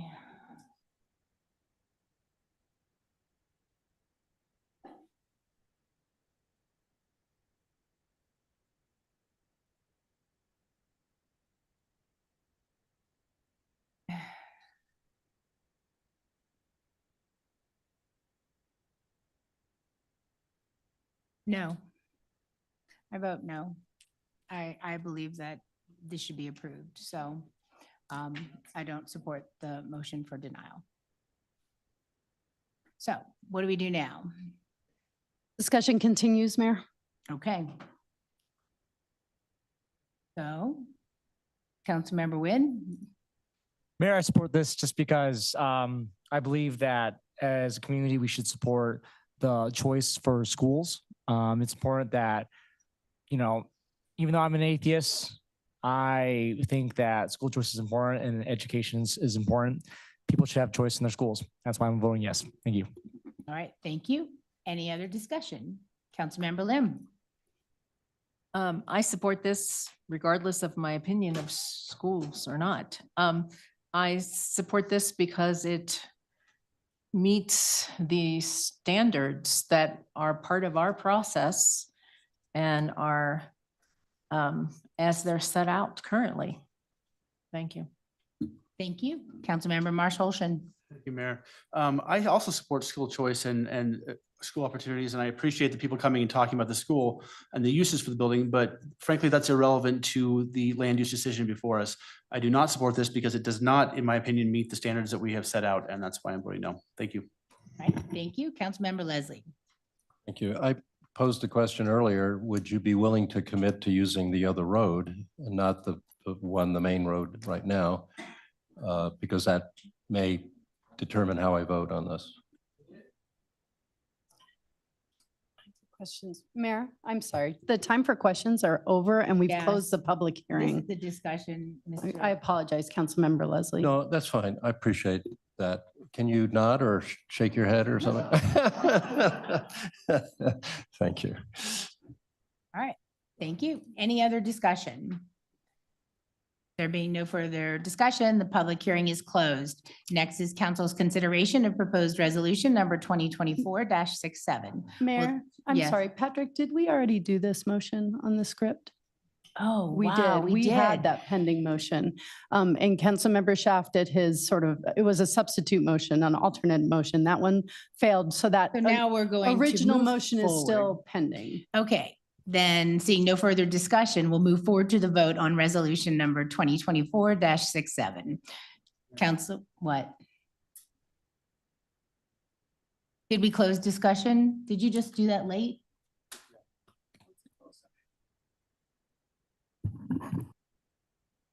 Go ahead, Councilmember Anderson. All right, I was just going to ask if we could just potentially propose an amendment that they would use the driveway, the other road to enter the property, following up on what Councilmember Leslie had mentioned, but if it's too late, that's okay. Let's not. Thank you. So discussion's done. Now, seeing no further discussion, we'll move forward to the vote on resolution number 2024-67. Council, please cast your vote electronically. Mayor Pro Tem, please state your vote verbally. No. And Councilmember Cohen, please state your vote verbally. No. All right, all council members have entered their vote. And that passes 6-4. Thank you all very much for hanging in there. And we're going to move on. We're moving on. Yes. And it's 7:58. So we're going to take our 10-minute recess and we'll be back at 8 o'clock. Sorry, 8:10. Thank you all.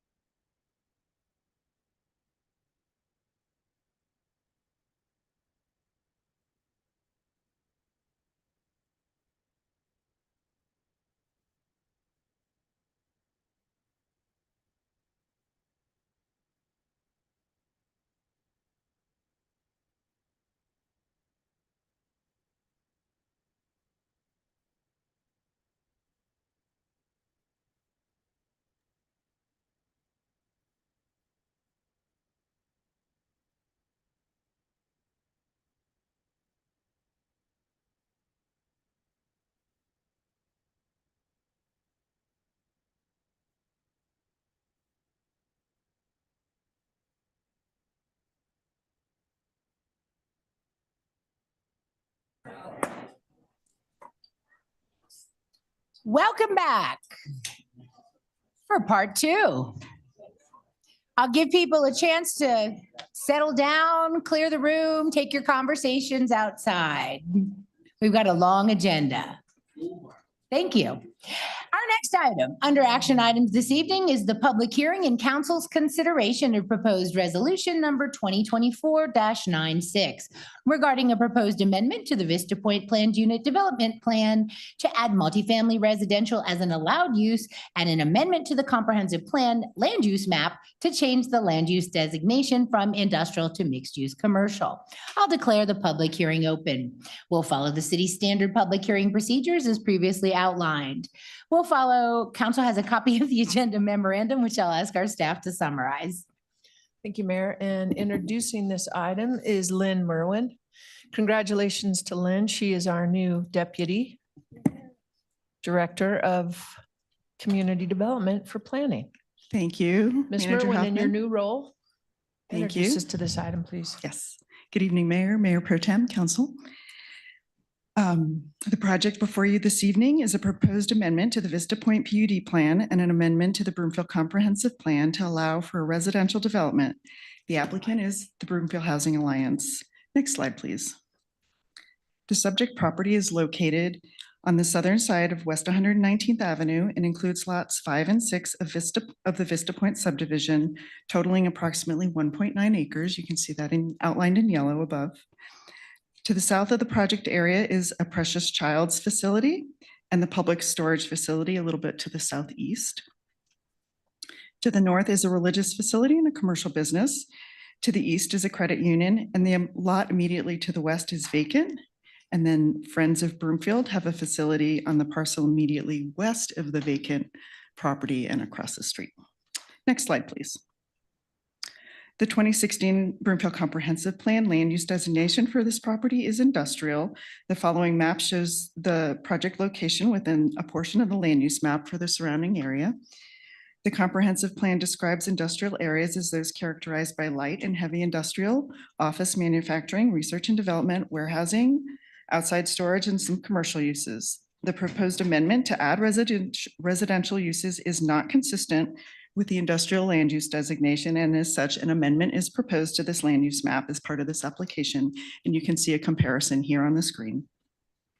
The most appropriate new land use designation for this proposed development would be the mixed-use commercial shown on the right, which is what is being proposed as part of this application. It allows for residential uses while also preserving the commercial, flex industrial, and employment uses allowed in the Vista Point PUD. Next slide, please. The proposed PUD amendment seeks to add multifamily residential to the list of allowable uses in the PUD plan. The amendment is to limit the residential use to the 2 lots identified in the development proposal. The proposal is for an amendment to the PUD to add both the residential and a maximum density of 40 dwelling units per acre to the allowed uses for the 2 lots. The applicant's project description, which is contained in your packet, notes that the project is also anticipated to be developed as an income-aligned housing project. The requirement for an income-aligned housing project has been included as part of the PUD amendment. Next slide. Thank you. The applicant held a neighborhood meeting on April 4th of this year at the Broomfield Community Center, and there were approximately 11 residents who attended that meeting, all in support of the project. To staff's knowledge, the public hearing has been noticed in accordance with requirements. On July 8th, the Land Use Review Commission reviewed the application and voted unanimously to approve the proposal with no conditions, to recommend approval with no conditions. There is one key issue this evening, and that is the land use change from a non-residential development to allowing also residential development. As was discussed in the staff memorandum, the project does negatively impact the financial plan for Broomfield, but is providing a benefit through the creation of new additional income-aligned housing down the road, subject to a site development plan in the future. So this concludes the staff report, and we have a few staff members here in support if in support of the application, if there are questions. Thank you. Thank you very much. Next is the applicant presentation. And just as we ask our staff to keep the presentations brief, please introduce yourself for the record. Good evening, Mayor Pro Tem. I'm Kristen Heiser, Executive Director of the Broomfield Housing Alliance. BHA is your local housing authority established to create diverse housing options to serve the Broomfield community. Tonight, we're here to introduce a concept that further advances BHA's strategy to create housing opportunities. Additionally, BHA's request aligns with Broomfield's community goal of a thriving, diverse, safe, and welcoming community, which includes developing affordable rental units. BHA is here to request that City Council consider amending the existing PUD located at 6900 and 7000 West 119th Street to allow for the development of a future 100% income-aligned, service-enriched housing community. Next slide, please. Thank you. BHA first became aware of the subject parcels in 2022 when it conducted a scan of Broomfield properties that offered development potential for income-aligned housing. In December of last year, 3 parcels of vacant land were listed on the open market by the seller, A Precious Child. BHA immediately engaged the seller to explore the possibility of acquiring 2 of the parcels that would result in a service-enriched income-aligned housing outcome, and entered into a contract to purchase the 2 parcels. Since then, a neighborhood meeting was held on April 4th, as we've heard, and all attendees were supportive. In April, City Council approved a loan of $250,000 to help purchase the land, which BHA is very appreciative of. BHA has worked with the Vista Point Owners Association, who have amended their covenants to allow for residential use and have expressed support for our concept. Our presentation to the Land Use Review Commission resulted in a unanimous decision of support. The property was acquired on July 18th. And next slide, please. Thanks. We are currently in the concept phase, and the specifics of the site layout and building designs have not been determined. However, BHA has engaged an architect who confirmed that the site could support up to 65 units of attached rental housing, including a community building. This accounts for parking and the current development standards. Pending design and programming, BHA proposes that the development serve some of Broomfield's highest need neighbors, including persons with intellectual and developmental disabilities, families, and older adults. Aligned with BHA's mission and focus, the property would serve households earning 60% of the area median income or less. For a 2-person household, this is currently about $62,000. Given the close proximity to several community serving agencies, including A Precious Child, Friends of Broomfield, The Refuge, and North Denver Cares Food Pantry, programming will include services provided to residents. Committed to sustainability, BHA intends to design buildings, the site, and landscaping to include sustainable elements such as high energy performance building materials and landscaping featuring low water use, native and xeric plantings. Next slide, please. The potential agency, adjacency, and service opportunities located next to the site make it a unique and impactful opportunity for the residents of the Broomfield Housing Alliance intends to serve. BHA is already engaged in conversations with A Precious Child and Friends of Broomfield, which have both expressed interest in offering services to the future residents. Other community serving amenities nearby include the Broomfield Civic Center, located within a mile, which offers direct access to city and county services, the library, and recreation center. Located within the boundaries of Jeffco Public Schools, there are multiple K-12 educational opportunities within 2.5 miles. Consultation with the district included data demonstrating that there is declining enrollment at the 3 feeder schools, indicating that there is capacity available at each of these schools.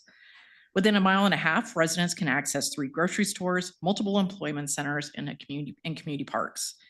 In terms of transit scores, the site exceeds that of broader Broomfield community, scoring a 79 walk score and a 33 public transit score.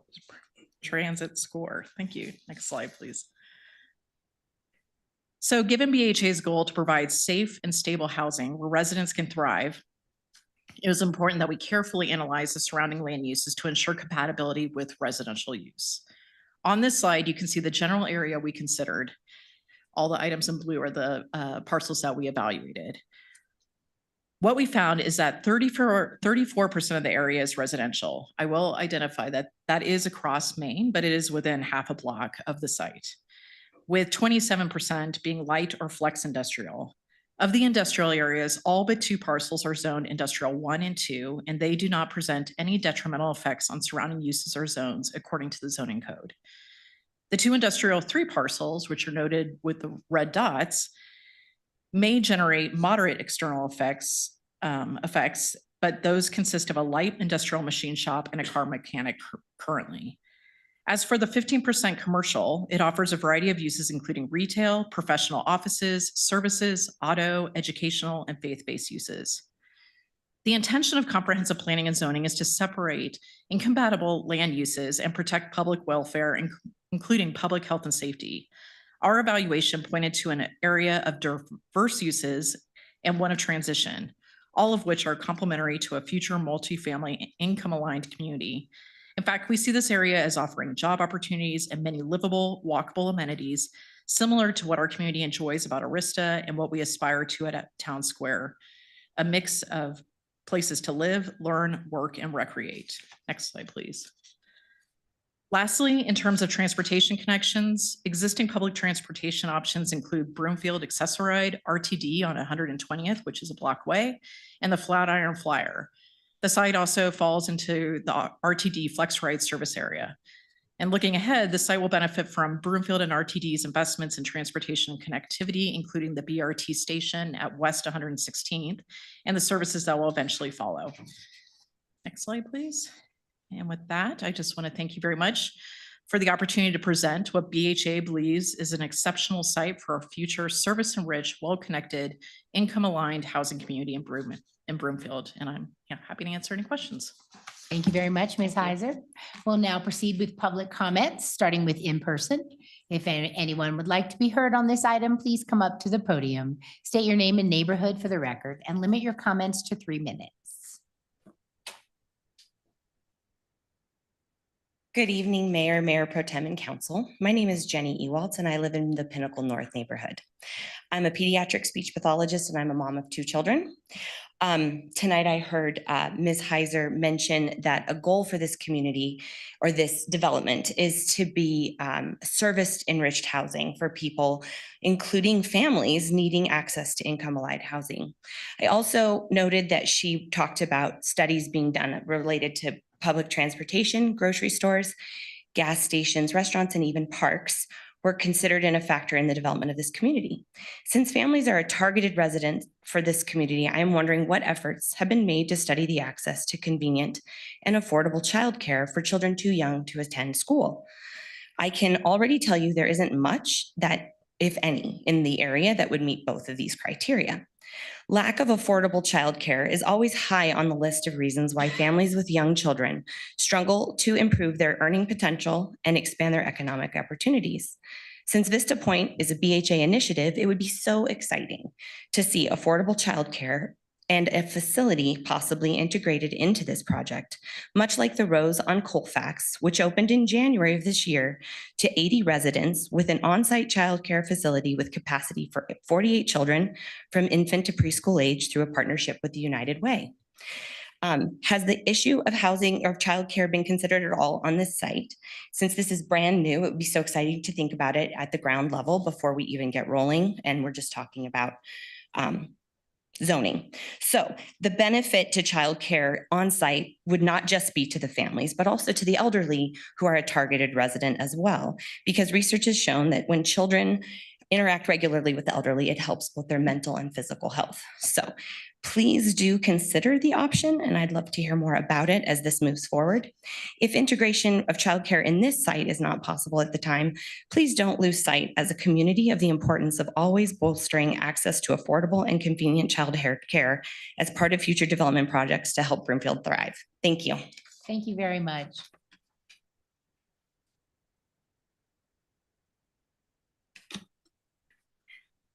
Good evening, Mayor, Mayor Pro Tem, Council, and staff. My name is Gina Kofel, and I am a 30-plus year resident of Broomfield. I live in the Outlook neighborhood. I'm also the CEO of Friends of Broomfield, which is a local nonprofit serving adults with intellectual and developmental disabilities. I'm here to support BHA's application to amend the PUD to allow multifamily residential. In 2005, our organization started its day program just across a field on Salisbury Street in a small yellow house. That area is generally a mixed-use area with residential, commercial, and light industrial. We watched as Vista Point and the hill at Vista Point sat for a very long time with very little development. In 2013, we were fortunate to have built a facility, the Friends Place, on a lot on Salisbury Street, just a block from our original and humble beginnings. We've been there now for over 10 years, and slowly but surely, businesses have moved in. I've always had my eye on those lots in Vista Point, and one day while meeting with Kristen with BHA, found that these lots were up for sale. We were both very ecstatic about that. And the plan was that the Broomfield Housing Alliance would develop an income-aligned apartment complex on 2 of the lots, and Friends of Broomfield would expand its programming on 1 of them. We're excited about the future. Much work has been done by the Broomfield Housing Alliance in partnership with others concerned with the lack of income-aligned housing in our community. And this is another amazing opportunity to use the land to support this effort. While Friends of Broomfield plans to expand services, we also hope to collaborate with BHA to provide support to future residents of this complex that would be built there. Originally, these specific lots were developed for light industrial use. However, if you look around, they are surrounded by a church, a credit union, a daycare center, transportation, and other nonprofit agencies that would be providing support, including 2 that support individuals, children, and adults with intellectual and developmental disabilities. Friends of Broomfield provides residential as one of its programs, but it's difficult to support our adults with IDD through our independent living program when no affordable living options are available. We hope the future development of apartments on these lots may benefit the people we serve as well.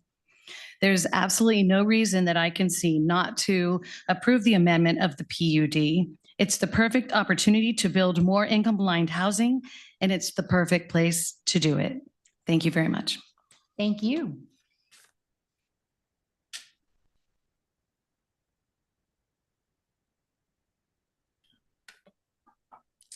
Hi, I'm Kathy Escobar. I'm co-founder and community cultivator of The Refuge, which is a hub for healing community, social action, creative collaboration in Broomfield. I actually came tonight to support Harvest Hill. And when I saw that this was on here, I wanted to shift and be able to advocate really for both of them in this moment. And just say this, that I am really glad to have the opportunity to strongly advocate for both of these crucial projects in Broomfield. The Refuge is located very close to Vista Point. We love partnering with Kristen and the team at BHA, and the opportunity to bring these kinds of projects to Broomfield are everything. Our community has been serving in Broomfield for 18 years, and I have really seen the needle move on housing and homelessness, thanks to the tireless efforts of so many amazing community partners who believe in what could be in Broomfield. BHA's formation and leadership in Broomfield has made a significant positive contribution to this shift, and we are thrilled to see the momentum that has been growing as all of us, all of the agencies, faith communities, and nonprofits working together in beautiful and collaborative ways. And both of these projects are part of that. Through the Broomfield Housing Solutions Forum, which is the most cohesive, productive, and collaborative team we have had in all of our 18 years in Broomfield, embodies exactly the kind of leadership and collaboration that we need. And as key stakeholders, we can attest that it is bearing fruit. Many of you know the Refuge is deeply dedicated to people experiencing homelessness and without social safety nets. The Refuge Cafe, Single Moms Unite, Refuge Reads, Refuge Rainbow, and many other parts of the Refuge community work directly with a wide spectrum of individuals and families, both unhoused and housing unstable, who desperately need home. Not in other counties, but in the place they do live, love, and contribute to, Broomfield. We directly see how brutally difficult it is to live in this town financially, and believe we need to do all we can do to diversify possibilities for income-aligned housing so that all may thrive here, not just a particular demographic. Vista Point and Harvest Hill are exactly the kinds of creative and collaborative projects Broomfield needs. We love all things service enriched and are happy to play our part in supporting services integrated into a project like this. This is the kind of innovation we need. Part of your role in leading Broomfield is to be advocates for community transformation and come alongside those in need of support and possibility. We at the Refuge are fierce advocates for income-aligned housing, and we hope you will be advocates and allies for removing any obstacles to these projects so that we can show what's possible together. Thank you.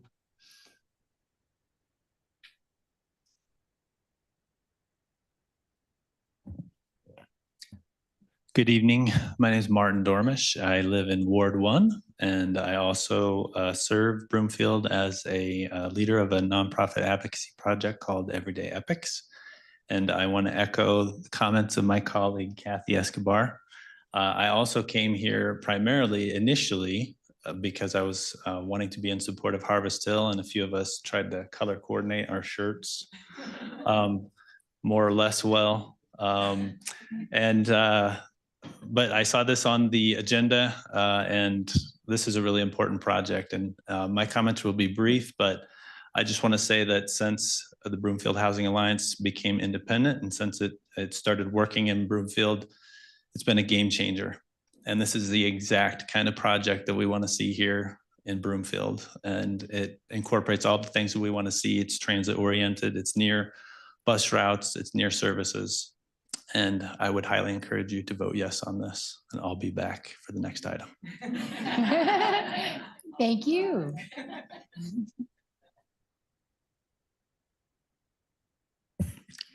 Roxy Jula Lackamore. Well, Broomfield, this is really a good project and we really do need it.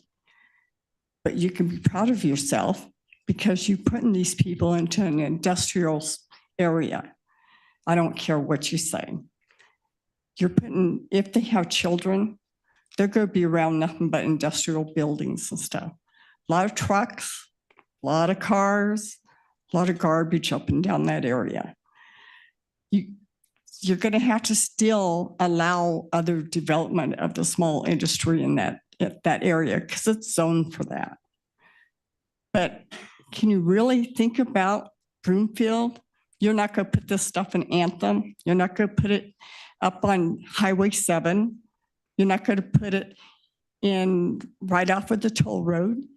You're not going to put it where people who, quote, quote, I'll say have money. I'm in a poor area. I'm right behind a factory. It's not fun living behind a factory. And children that are there have to watch their P's and Q's because they really can't be around the factories. They can't be around the businesses like that. So yeah, you've done good, Broomfield. You grew up, you're a city, and now you can put them into the back door, go hide them, because that's basically what you're going to be doing. But we do need these facilities. Doesn't mean that you need them in an industrial area. Thank you. Next. Good evening, Mayor, Mayor Pro Tem, members of council, and city management. I came here as well primarily to talk about Harvest Hill, but I did want to address this project. Despite Roxy's comments, this project will, I think, change that area. And it is mixed use. There is only really light industrial there. I think it's a great project. We need this kind of product in Broomfield, and I would encourage you to support it. Thank you. Would anyone else like to speak on this topic?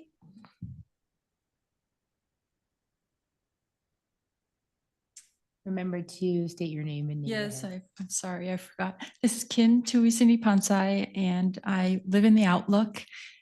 Good evening, Mayor, Mayor Pro Tem, City Council, and city staff. I appreciate the comments of the last two commenters, and I agree. It's no fun to live in an industrial place where there's no place to play, and just saying, well, there is a community park within a mile. That's not good enough for the kids who need to just get out and stretch their legs for 5 minutes. And so I would just recommend that I think this proposal has significant merit and I'd like to see it proceed. But if in building the buildings to house people, if they could just add a little local playground, for the kids, grass, trees, swings, place to build a fort, something like that, it is so helpful for especially the little ones that, you don't want to haul them 10 minutes away, 15 minutes away to a park every time they want to just step outside. So they just need a place safe, just be able to step outside and breathe the air. Thank you. Thank you very much. Would anyone else like to be heard?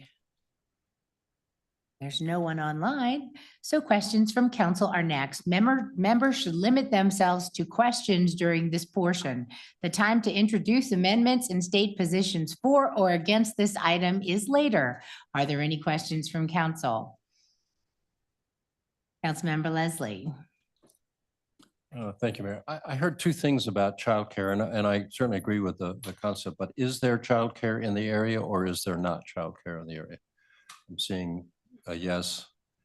I appreciated the passion of the speaker regarding the need for childcare in that community, but I'm hearing that there is available childcare in the, I don't know, is that within a block or 2 blocks or a mile or? Well, 1 now, mile? if you're going to answer, you have to come up to the podium, either the applicant or I don't know if you want to. Thank you, Ms. Heiser. Hi, thank you for the question. So just a couple of things about childcare. I do believe there is a facility within about a block. I don't know how large the facility is or how many students they have.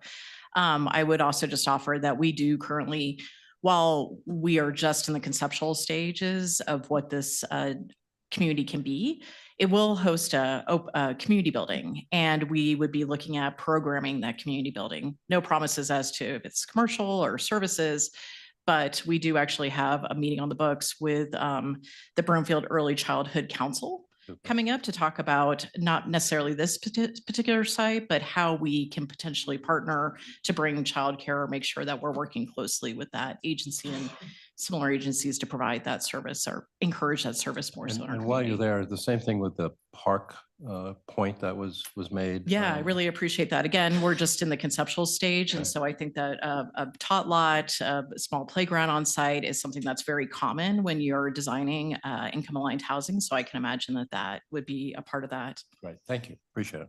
That's it. All right, thank you. Councilmember Nguyen. Thank you, Mayor. My question is to the applicant. Obviously, this area is very industrial and some community members voiced concern with that. Do you have any thoughts against or not against to address the community members? For it? For or against? Yeah. So I would start with saying that I shared the slide where we did a very close evaluation of the parcels that are surrounding it. I think we looked at it for about a mile, and we felt very confident about the mix of uses that are available there and that it is appropriate for a multifamily property. With that said, we hope to be in every neighborhood in Broomfield. We are very opportunity driven. And so the developments that we're pursuing at this time, we are going where land is available that we can afford. And so this was the second opportunity that became available to us and we jumped on it. And we hope to be in every neighborhood and bring affordable housing across Broomfield. So this is just the beginning. We've only been at this for 2.5 years. And so this is our second acquisition and potential development of income aligned housing in Broomfield. And there's going to be a lot more. And that also includes acquisitions. We really want to be across the community. And my last question is, you mentioned the housing units. How many families would this ideally house? We just started when the architect came on board, we looked at 1, 2, and 3 bedroom units. And right now we're looking at 65 units. So whatever that equates to, I'm not good at math on the spot. So if anybody has a calculator as to what that would be, that's how many people we'd hope to serve. Okay, thank you for the presentation. Appreciate your time. Okay. That's all my questions. All right, thank you. Councilmember Henkel. Thank you, Mayor. Just one question for staff. What type of industrial are we talking about? Are we talking about light industrial? Can we explain this a little bit more to the public as to what kind of industrial we're talking about? I've been over there. It seems very light industrial to me. Sure. The Vista Point PUD itself allows for a range of light industrial and business uses from, on the light side, self-storage, like the public storage facility, to a building supply yard,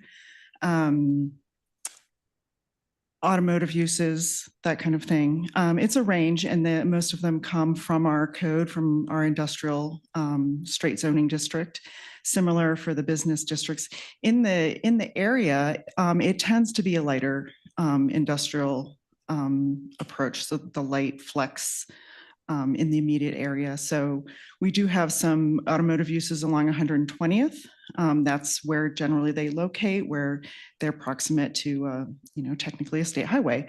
And then further to the west and south, there are, that's where the majority of the industrial uses are located. So besides the uses that could be located in Vista Point, the built out uses are located further to the west, so west of Teller Street, and south, going towards the Broomfield Industrial Park, which is about, just while I'm here, it's about, a third of a mile away. So.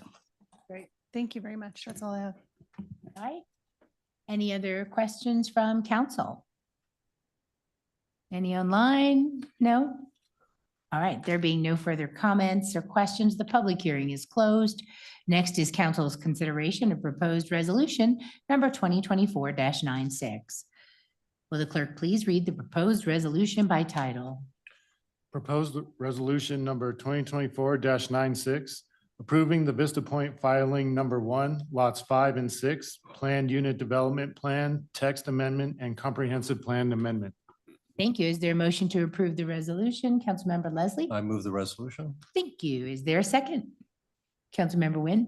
I second this motion. Thank you. Is there any discussion? Councilmember Marsh Holston? Thank you, Mayor. I just want to reiterate the comments from previous council members. Since I didn't have a question, I've laid for comments. My concerns with this originally, when we came before us before, was exactly what was been mentioned, the parks issue and the industrial nature. But I am confident that since it's just conceptual at this point, that all that's going to be handled down the road in the site plan issues. So I support this. Thank you. All right, thank you. Mayor Pro Tem Schaaf? Thank you, Mayor.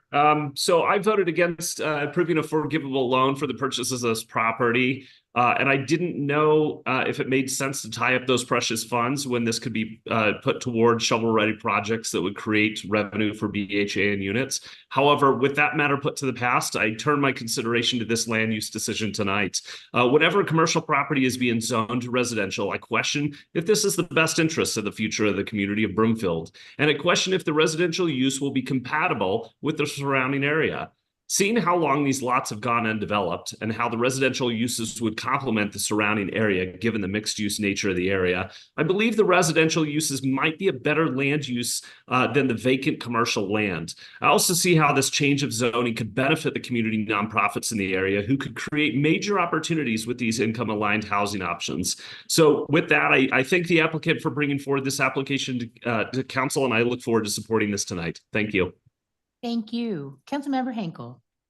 Thank you. I'll be short. I've always supported this, and I really look forward to constant and consistent ability to work with other nonprofits like the Refuge and A Precious Child and Friends of Broomfield. And I really feel I'm excited about this, about the collaboration, that I know you guys already have that momentum going with the idea that childcare could be an option with the Early Childhood Council. That's very important.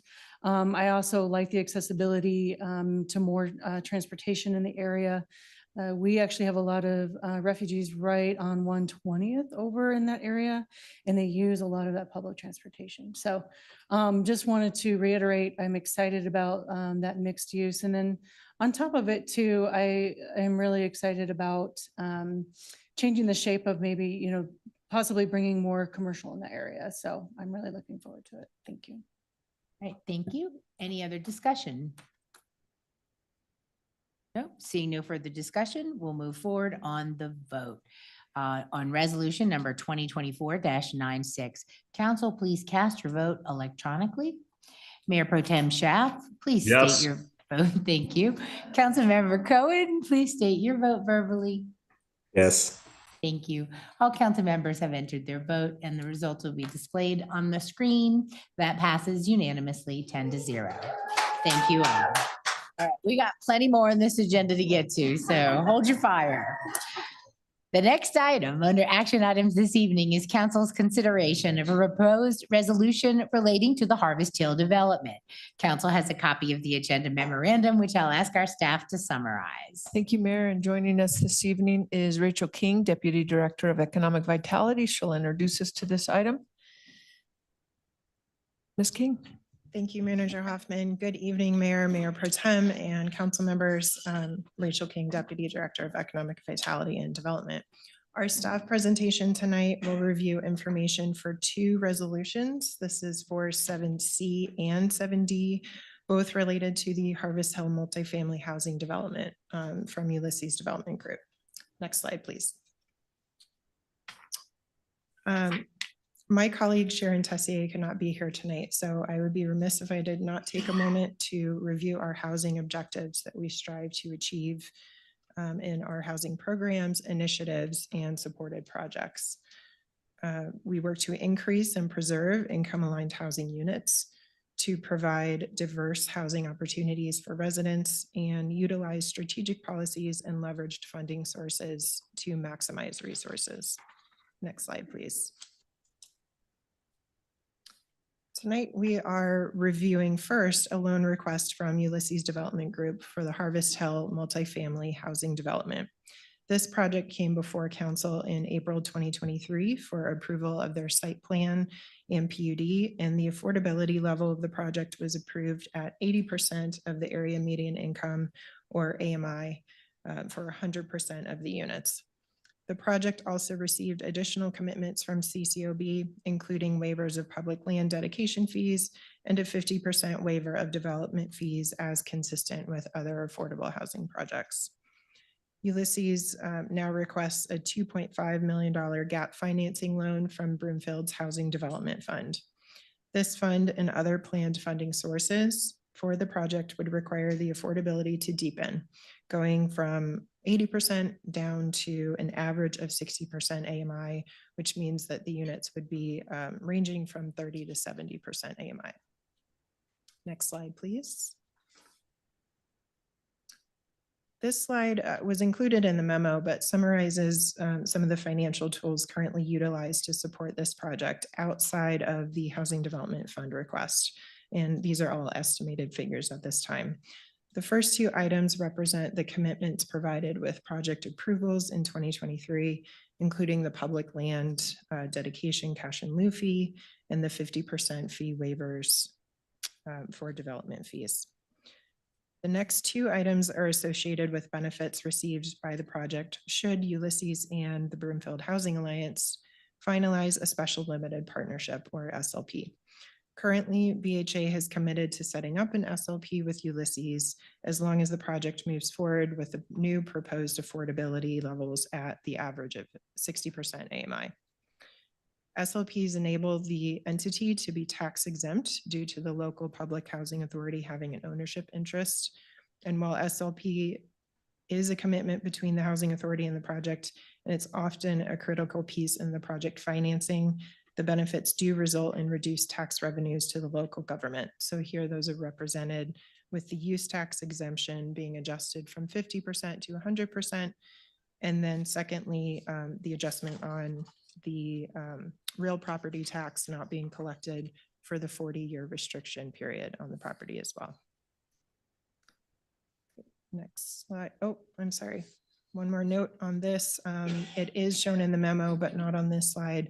Broomfield has also supported the project with private activity bond assignments to CHAFA, Colorado Housing Finance Authority, to help facilitate financing. Okay, next slide, please. Okay.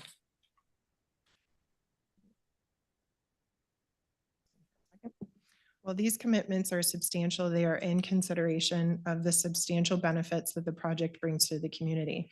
The development helps Broomfield meet goals within our comprehensive plan, HUD consolidated plan, and housing objectives. It addresses the key unit gap identified in our most recent housing needs assessment, which is for 30 to 70% AMI units. And for additional context here, we did provide a few examples of income levels and rents as of 2024 for a 30 or 70% AMI unit with a 3-person household. The project also contributes to Broomfield's Prop 123 goal with the state to increase our income aligned housing inventory by 166 units by 2026. And the project also plans to use considerable sustainability measures for development and operation and is working to provide increased residential services alongside our community partners. Next slide, please. As mentioned earlier, Broomfield received 2 funding requests from Ulysses for this project. The first request was the application for $2.5 million in gap financing from Broomfield's Housing Development Fund. Resolution 7C addresses this request. The second request was received last week and resulted in Resolution 7D being added to the agenda tonight. This second request is for Broomfield to apply to additional project funds from the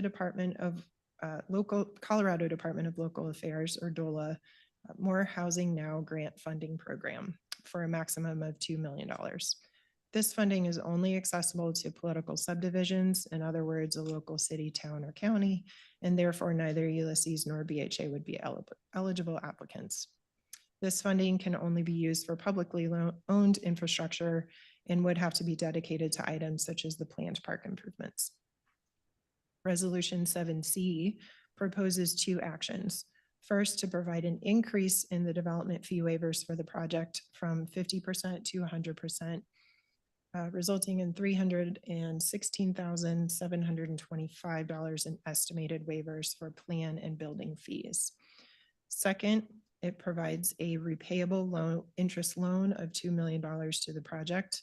Terms would include a 3% interest rate, deferred payments for the first 15 years, and then repayable over the next 25, thus matching the loan term with the deed restriction period. And then 7D, Resolution 7D, proposes that Broomfield submits an application to DOLA for the $2 million in grant funding for infrastructure improvements that would benefit the Harvest Hill project. Next slide, please. This breakdown helps provide additional context around the funding proposal put forth for Harvest Hill in Resolution 7C. For comparison, we are showing funding details for our 2 most recent income-aligned housing development projects, Crosswinds at Arista and Northwest Apartments. Between loan, fee waivers, and other subsidies, the subsidy per unit for Harvest Hill is estimated at $52,098. On Crosswinds, the per unit subsidy was $40,254, and on Northwest, $65,533. I will note that while the loan agreement for Northwest was not executed until 2022, the project approvals and loan terms were considered in 2019. Next slide, please. Ultimately, consideration of the $2.5 million gap financing request requires an analysis of the resources currently available in the Housing Development Fund. The HDF has roughly $3.1 million in unallocated funds with no anticipated cash in lieu payments for the remainder of 2024 at this time. With the proposed program expenses in 2025 of 1.8 million, service levels would have to be reduced or discontinued in order to provide $1.3 million or more in funding. Possible implications include resident assistance programs such as the Partial Property Tax Refund Program, Colorado Legal Services, and administration costs for programs like down payment assistance, additional or new programming and IGAs with community partners, and exhaustion of account reserves. If council approves more than what is available to fund programs and developments, general fund dollars would need to be utilized. And that concludes staff presentation, but tonight we also have Kevin Knapp from the Ulysses Development Group who will be providing a short presentation as well. Thank you. Mr. Knapp. Please introduce yourself for the record. Okay, great. Hello, good evening. I'm Kevin Knapp with Ulysses Development Group. Should say good evening, Mayor, Mayor Pro Tem, City Council, staff. We are the sponsor of the Harvest Hill project. First, I want to thank Ms. King for the presentation and all the members of the community that showed up tonight to support the project. I want to be brief, reserve some time for questions, but I'll give a brief update on the project. If we're able to put up the few slides we had in our in the deck I provided.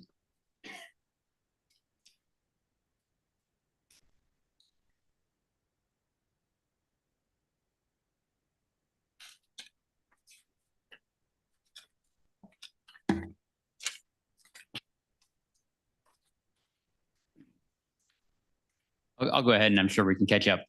They're working on it. Yep, great. Quick brief reminder, it's kind of overview on Harvest Hill. Thank you. Harvest Hill will provide 152 income-aligned homes to the Broomfield community.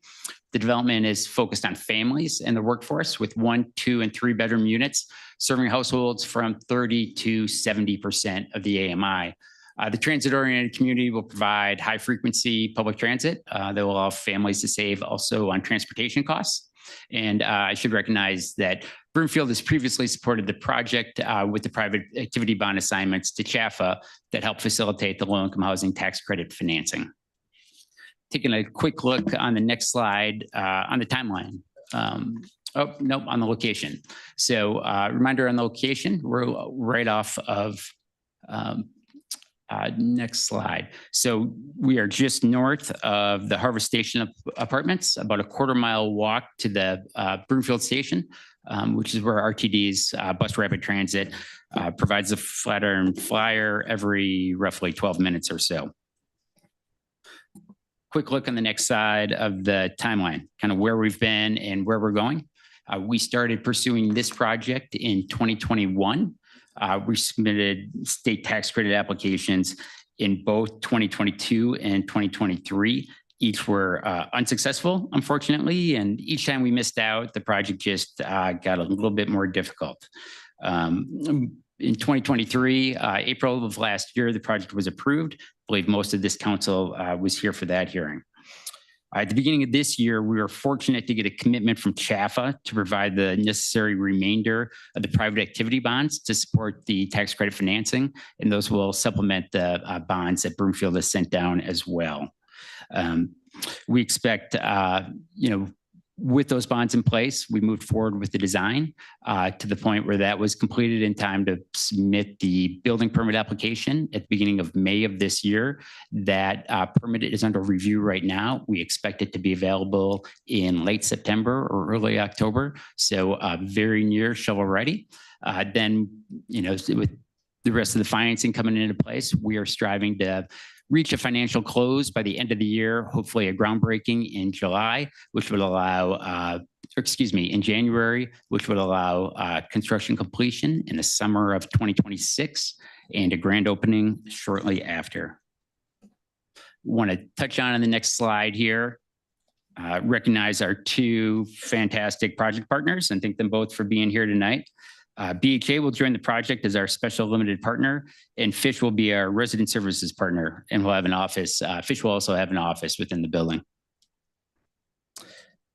On the next slide, I'd like to chat about just sort of the impact of the community and a little bit of the return on investment that the city would receive for their, for their investment into the project. I think the main return on that investment would be the 152 homes. I mean, we'll have attainable housing available for roughly 500 units, or 500 members of the community at full occupancy. We'll have progress towards some of Broomfield's top goals, which is providing that attainable housing. I think in recognition of BHA here tonight and seeing that in connection with the Grove project, there'd be an opportunity for Broomfield to provide roughly 200 units in the next couple of years of attainable housing, which would be a substantial accomplishment and one that the community and this council should be very proud of. There's still $4.5 million that would be contributed from the project into enterprise funds, and those will remain. And then, as we mentioned already, it's just an opportunity to support the shovel-ready nature of the project. Much less risky now at the end of the project than it would have been 3 years ago in 2021 when we were first getting started before we were entitled, finished design, and in for building permit. Next slide, please. Finally, this last item that was added on is for, as Ms. King noted, DOLA's More Housing Now grant. We originally pursued this and actually submitted this grant with BHA, and DOLA came back to us and let us know that although BHA as a housing authority is a political subdivision, they do not have the necessary taxing authority, and they recommended that we work with the city and county of Broomfield as the lead applicant for the project. So I want to thank staff, Mr. Romine and Ms. King, for working very quickly to get this onto the agenda this evening. There's actually an application deadline of tomorrow, so it's it's a little bit last minute. We were ahead of the game, submitting originally on July 1st, and then they let us know that and the state will give us some additional time if needed. So that's all I have. I want to thank council and the city for your partnership, and I'm here to answer any questions. All right, thank you very much. We're going to move on to public comments first. So if there's anyone who would like to be heard on this item, please come to the podium. You guys can line up if you're all here for that, and state your name and neighborhood for the record, and limit your comments to 3 minutes, please. Good evening. My name is Larry Bangs. I'm a volunteer from the Holy Comforter Episcopal Church, representing a coalition of faith communities, 7, 8, or 9 of us who have all come together to support affordable housing in general and specifically this project. We urge you to complete the good work done to this point by the Ulysses Development Group, the Broomfield Housing Alliance, CCOB staff, and yourselves by authorizing the release of the full $2 million needed from CCOB funds to ensure Harvest Hill can break ground this fall. We understand Ulysses has already obtained tens of millions of dollars in commitments for other necessary project funding, making this the very last amount needed to make Harvest Hill shovel ready. As you know, Harvest Hill's 152 units will be located adjacent to an important transportation hub and will include electric vehicle charging stations, features that echo important local and state priorities for housing development. As faith and community leaders in Broomfield, we often come face to face with the many struggles related to housing affordability experienced by our neighbors. In our own congregations, we have members who struggle to afford rent and in some cases make the difficult decision to move away from Broomfield to find housing they can afford. We believe bringing 152 units of truly affordable housing online in the very short term is truly a game changer and even perhaps a godsend. We envision a future in Colorado where our communities are vibrant and thriving and where housing is safe, affordable, and plentiful. So we ask that you please vote yes. And I just want to mention that the faith communities involved here are the Broomfield United Methodist Church, the United Church of Broomfield UCC, the Refuge, Discovery Church, Holy Trinity Anglican Church, Everyday Epics, and we're also in league with Together Colorado, who's helping us organize ourselves. We're attempting to come together as faith communities so we can have a bigger impact together than we would have individually, and we have chosen affordable housing as our issue. Thank you very much. Thank you. Hello, Bill Crothers again, Northmore. Actually, I really like this progress here. The only thing I'm concerned about is the $2 to $2.5 million that we need to give up right now for this thing to go forward. Okay. The fact that this isn't necessarily consistent with Broomfield's view of a mix of residential and commercial. This is absolutely totally residential that I understand. Mm-hmm. And for us to give that $2 million, I was a recipient of some of that money with the partial property tax relief. And from what I understand, if we give away this $2 million, that pretty much depletes that fund. And no guarantee that that would be able to move forward next year, helping people. And if I noticed somebody made the comment that, you know, maybe we can get government funds to cover this 2 to 2.5 million. That would be my recommendation, is to go after that money and leave the money that we currently have in the Housing Development Fund to help existing citizens of Broomfield. Thank you.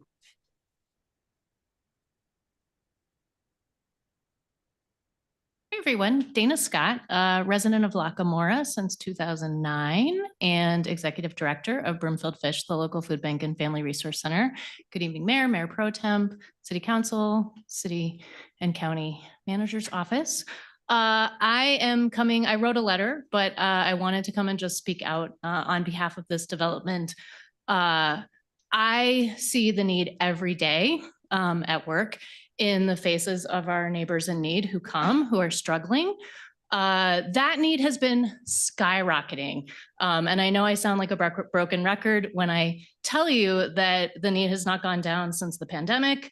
It continues to go up. We just ran our numbers for our Department of Human Services grant. And just in the first 6 months of 2024, if you took that and multiplied it by 2, we would be on track to serve over 14,800 unique unduplicated residents in Broomfield. And everyone looks at Broomfield and says, it's a very affluent area. How can that possibly be? I like to remind folks that over half the people we serve are children under the age of 18. So when you're considering children and children's needs in Broomfield, I would argue that housing is a fundamental social determinant of health, a fundamental basic right, and it's super important that we take care of our most vulnerable residents. I know that this is a hard choice. I know that funding is really tight for everything. I know that we don't want to be forced to have to choose between a lot of really amazing programs.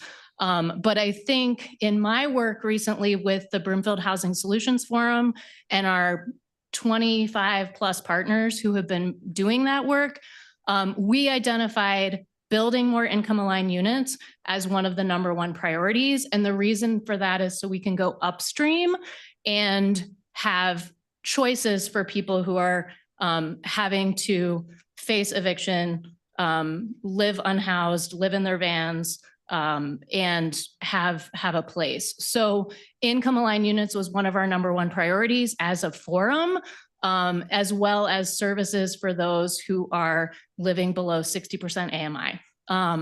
We have a couple new programs at Fish that we're expanding or launching. Keeping Families Housed is going to grow. Keeping Seniors Housed is a program we're looking at.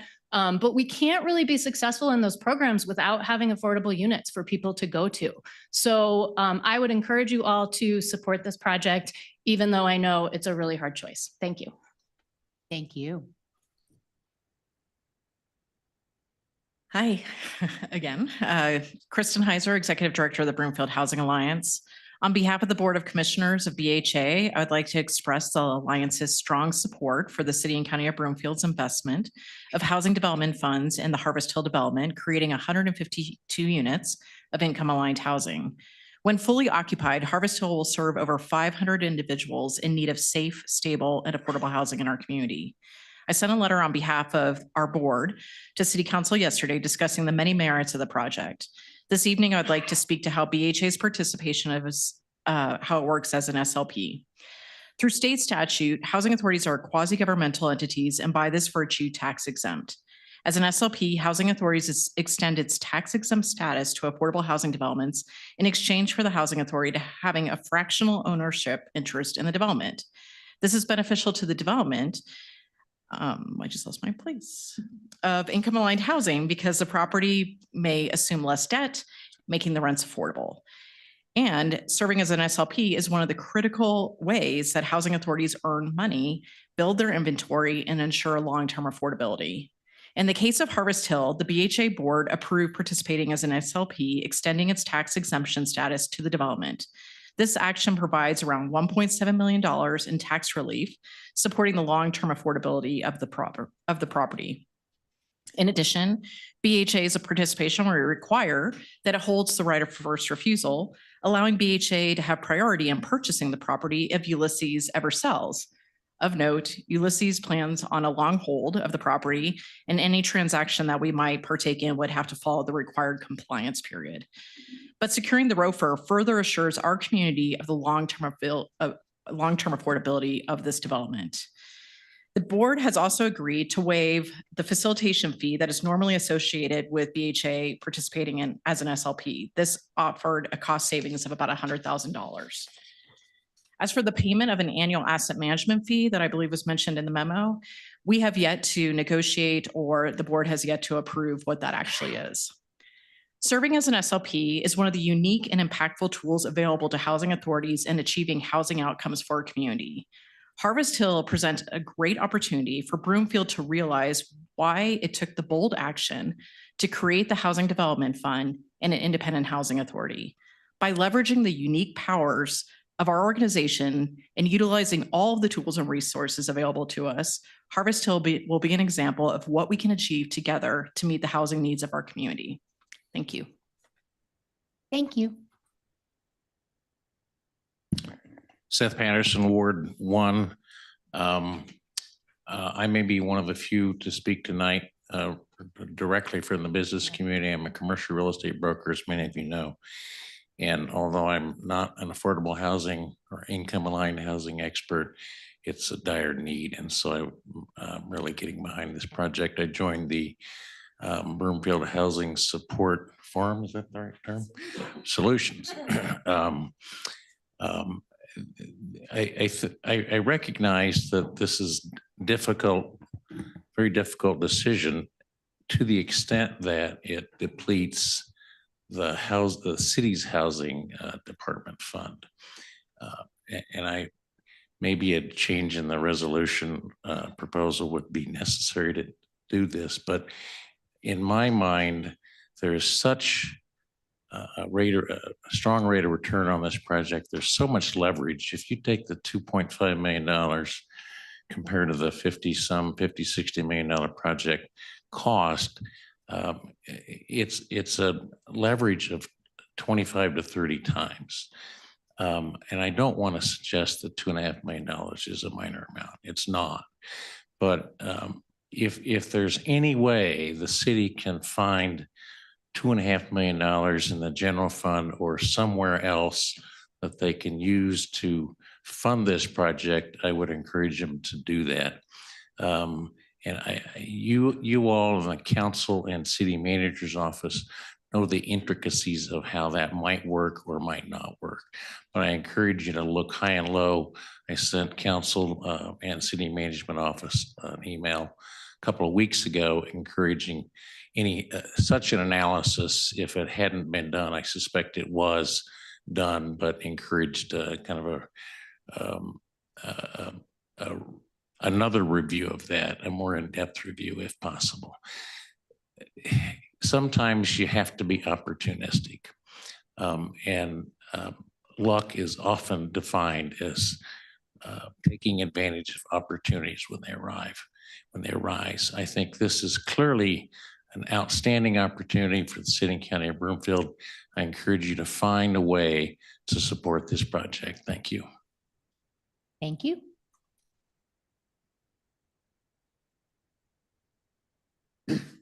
My name is, hello, Mayor Pro Tem Council.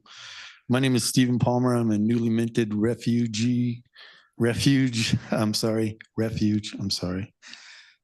peer advocate. And I've experienced homelessness even here in Broomfield. To my chagrin and utter amazement, I found myself standing in the street in early 2020. I wandered shell-shocked for quite some time, trying to forget what had gone before. I was lucky enough to encounter some folks at the refuge who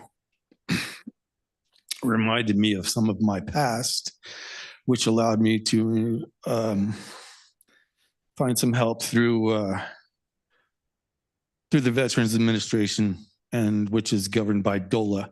But what I really want to speak to here now is, as that person who then found that resource available to me, I played quite a struggle to find affordable housing here in this community.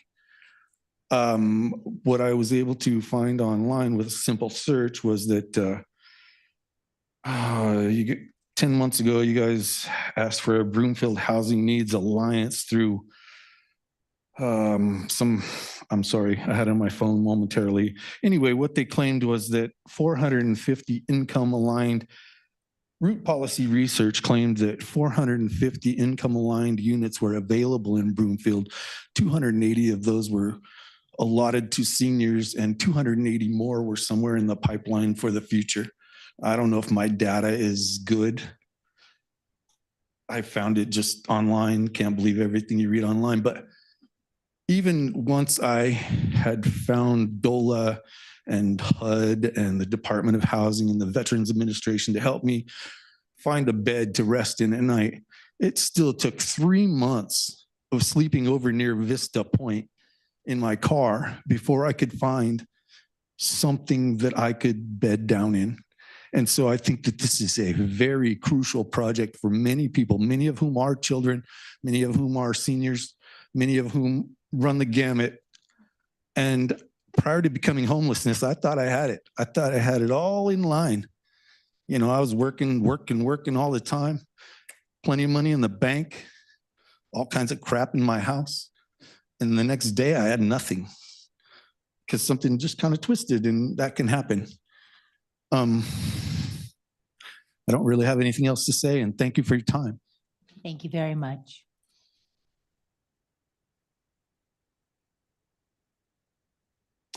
Hi, everyone. Hi, Mayor. I'm Mayor Pro Tem and Council. My name is Tara Lenahan. I am part of Ward 3 in Broomfield Heights.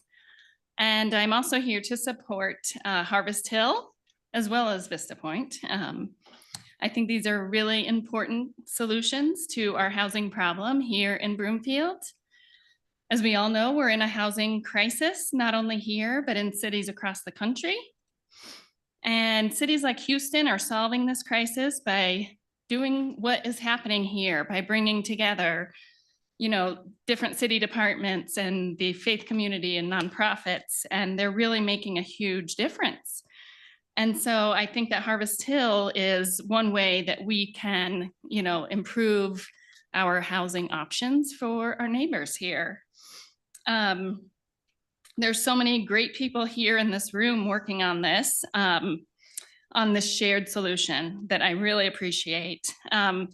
I was recently honored to be in a book club with a couple people in here by a local author named Donald Burns, who wrote When We Walk By, a really eye-opening book about homelessness. And I learned so much. We probably all hear people complaining about homelessness and homeless people on the corners, begging. And something important that I learned was that for every, you know, one person out, you know, trying to get some money, get some help, there's probably 4 or 5 more who are not showing their faces. They're, you know, people we work with, and they are struggling and sleeping in their cars, couch surfing. You know, I think another thing I learned was that a lot of the people who are unhoused are connected to this community. So finding solutions like Harvest Hill are just really crucial to helping us solve this problem. And I think we could be a model city if we keep supporting these types of programs. So thank you for your time. Thank you.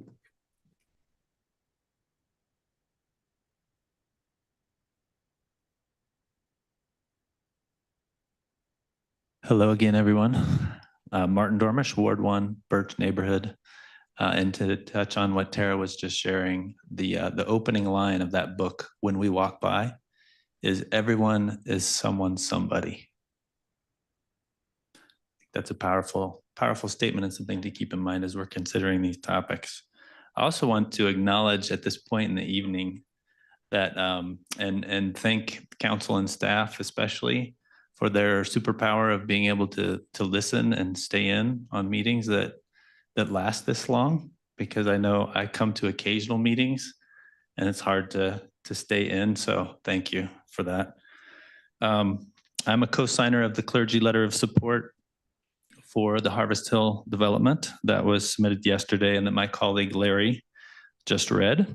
And as I mentioned earlier, I'm here tonight with a group of more or less yellow-wearing local advocates from the Broomfield Housing Solutions Forum and faith communities working with Together Colorado, all to express our support for Harvest Hill. There hasn't been a project quite like Harvest Hill come forward in Broomfield since I moved here in 2004.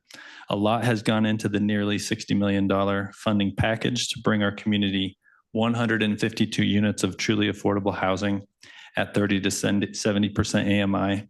And as we've heard, this project is on the cusp of completion pending a final infusion of funds. I'm very glad to hear that some solutions regarding the developer's request for those funds are in the works, and I appreciate very much the great and time-sensitive work the Housing Division has done on this item. I want to highlight the urgency of this particular effort because, as Rachel's earlier slide showed, we already have a shortage of 1,500 plus units of affordable, truly affordable or income-aligned housing in Broomfield. So supporting worthy projects like this one is absolutely crucial. Please make this final piece happen for Harvest Hill. I would ask you all also to continue to keep an open mind as to creative approaches to funding this and future projects to help address our very real funding and housing crisis in Broomfield. And I'd put a final plug in for finding new ways to allocate resources to housing from the CCOB's general operating budget. It's that important for thousands of Broomfielders who are cost burdened, experiencing housing instability or experiencing homelessness, and for those who don't currently need housing support, but who likely will in the months and years ahead. Thank you. Thank you.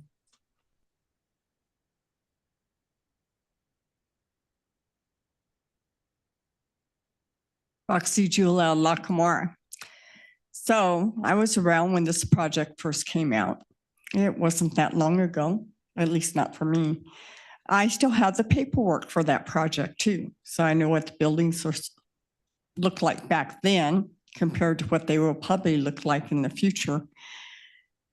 Everybody that I was around that was in the service industry was really excited because they were going to make it to where a lot of the workers, the local workers, could have a place to live in this community. And that was kind of the way it was sold to everybody, was it was for the community. Yeah, true, they can't make a judgment on exactly who gets to live there because that would go against federal law and stuff. But still yet, if they went ahead and had a bunch of local people come in, then maybe we could get a whole bunch of local people housed. Especially the ones who didn't make very much money. Waitresses, motel maids, motel clerks, just a lot of people that were in the area at the time. So with all the money that we've wasted in the last 5 years, I think this is probably a pretty good project to back. So let's see if we can get it done. I look forward to seeing if it can get done and get opened up by 2026. We'll see what happens, but I still have paperwork on it and I'll add this information to it also. Thank you. Hello, and thank you for having me. My name is Andrea Gamboa. I am not in representation, but under the umbrella of the Colorado Safe Parking Initiative. I am unhoused. I have been unhoused since January 9th, 2024. And a lot like Steve, it happened from one day to the next. I was working as a translator at Civic Center at the McNichols building for 200 Venezuelans and got home and realized that I didn't have anywhere to live anymore. I came to Broomfield. I'm so grateful for the Methodist Church where I park my car and I live. I can't stress to you how important it is for someone like myself and families that want to be productive parts of society to have somewhere to go and somewhere to be. I turned down a job recently with North Metro. I'm a caregiver. It's a 10-hour shift. And after 10 hours, the last thing you need to do is go to your car, not have somewhere to cook, not somewhere to rest, have somewhere to shower. These are very basic needs and crucial for people like myself to be able to be a productive part of society. Even if I do not benefit from this, I know a lot of people that will. And it doesn't make sense to me to say, let's not spend this money this year because next year somebody might need it.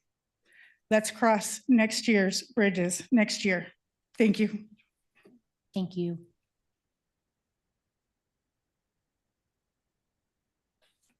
Hello again, Mayor, Mayor Pro Tem, Council and staff.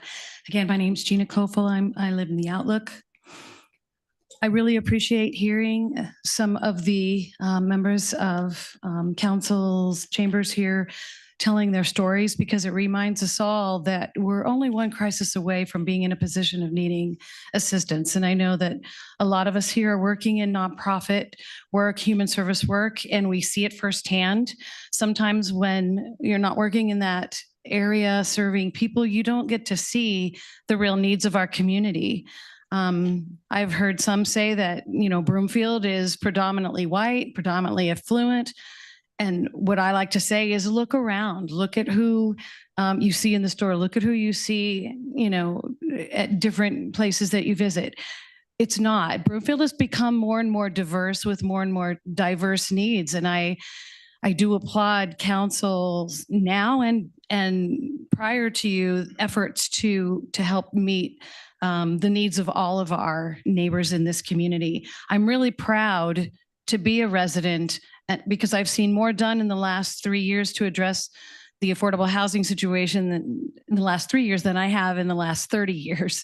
So I think we should be proud of us as a community and as council that we've been able to accomplish all that has been accomplished to help our neighbors, families, and friends. The only thing I would like to say is I'm in support of Harvest Hill. I think that the money is there for a reason. This is a reason to use it. I encourage Broomfield to continue to support these projects and to think of it not only as one project that you're putting money into, but that you're actually going to be serving 500 people. And when you look at it that way, that's such a huge impact to make on this community. So thank you. Thank you. Anyone else that would like to be heard, please come up to the podium. State your name and neighborhood for the record. My name is LaVon Wilson. I live in Second Filing.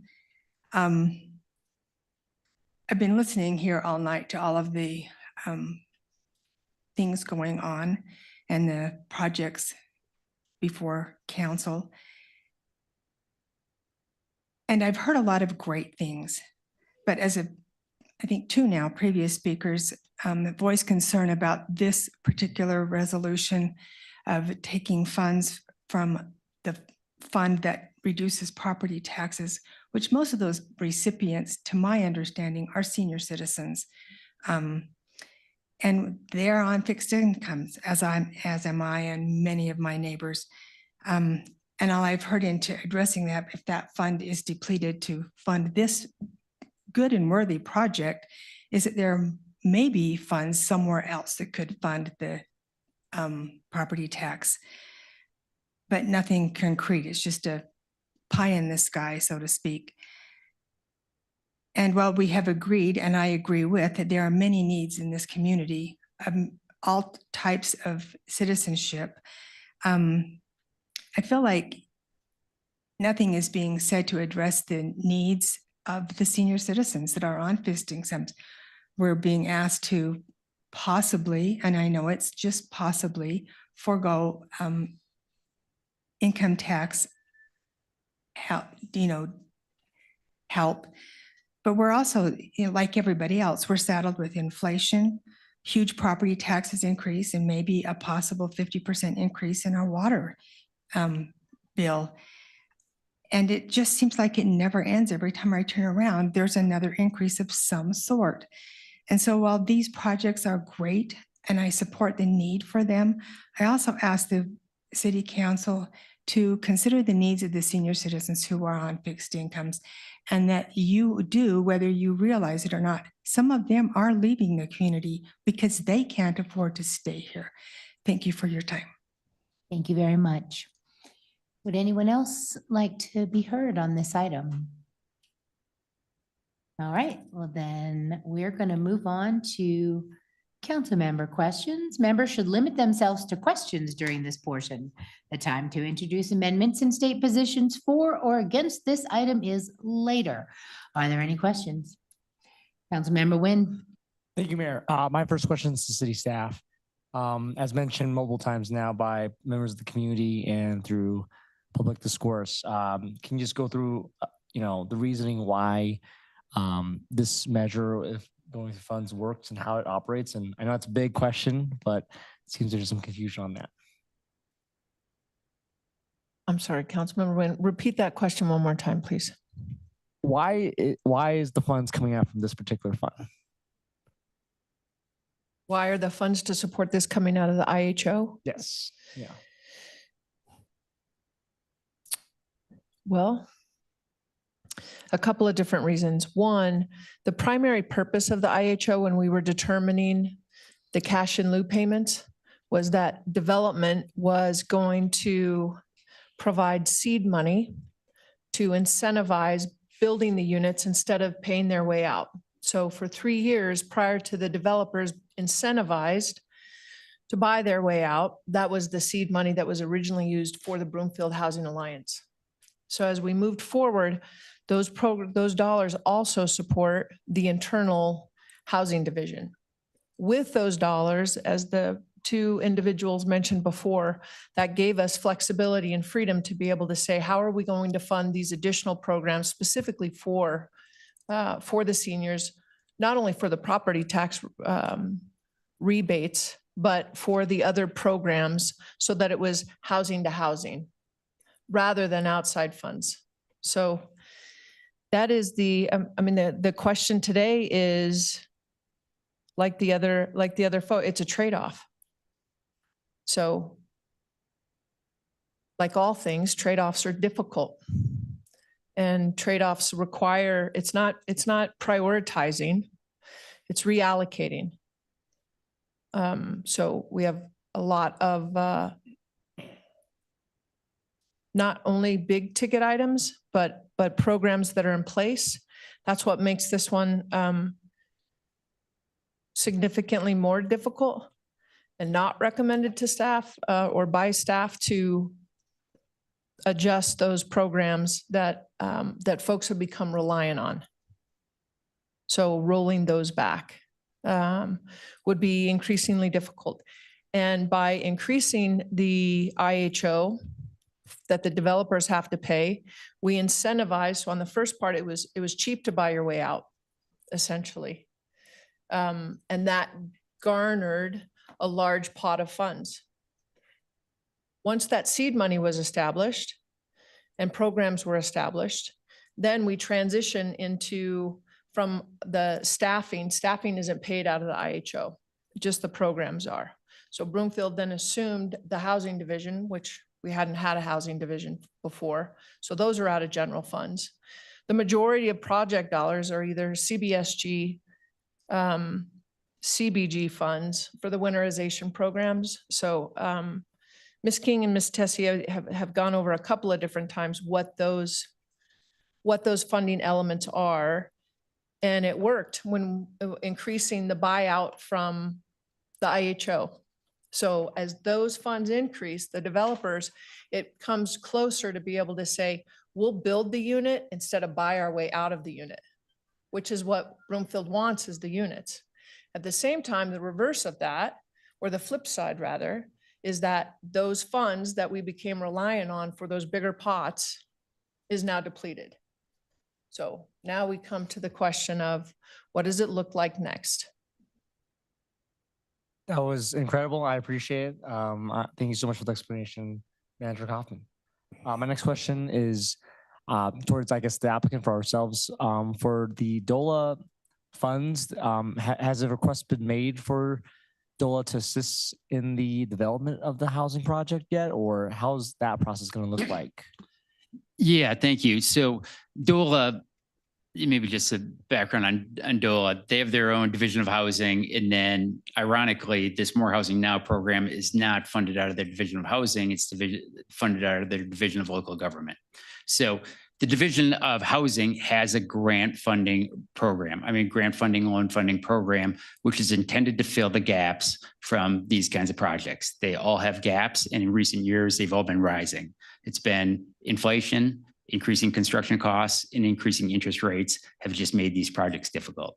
And so all the projects that they've been funding larger gaps, and their gap funding budget is depleted. We're told it's depleted for the rest of the year.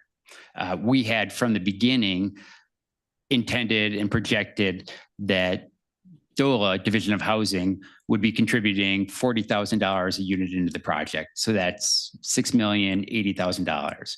We submitted our application for that on June 1st. They were told to wait until July 1st. And then after that, it was, we're out of money. And we're not accepting any more applications for grant funding for the remainder of the year. So we, at that late stage, had an additional funding gap of that $6 million. We're intending to fill that $6 million gap with $2 million from this More Housing Now grant, which we're told that we'll be a very strong applicant for, especially given the state's interest in more TOD housing. And then we applied, and we believe that we'll receive $4 million in the new accelerated state tax credits. And I'm not an expert on everything that goes through the state legislature, but I also believe my understanding is that some of the horse trading with the housing dollars that occurred during the legislative process this year was that DOLA had some of their money decreased to fund this new state tax credit, which will be coming into the project. So in that sense, it's a little bit of a revolving door. Mr. Knapp, thank you so much for your presentation and for the explanation. Appreciate it. Thank you. That's all the questions I have, Mayor. Thank you. All right, thank you. Councilmember Marsh Holston. Thank you, Mayor. I just actually have one question. I have a bunch of comments, but just one question for the applicant specifically. In our conversations, you've indicated, and tonight, you've indicated that you believe this project to be shovel-ready if you get these funds from us. Is that something you're confident of, that you will have this project groundbreaking in the near future? If you get from us, and if you don't get from us, you can't?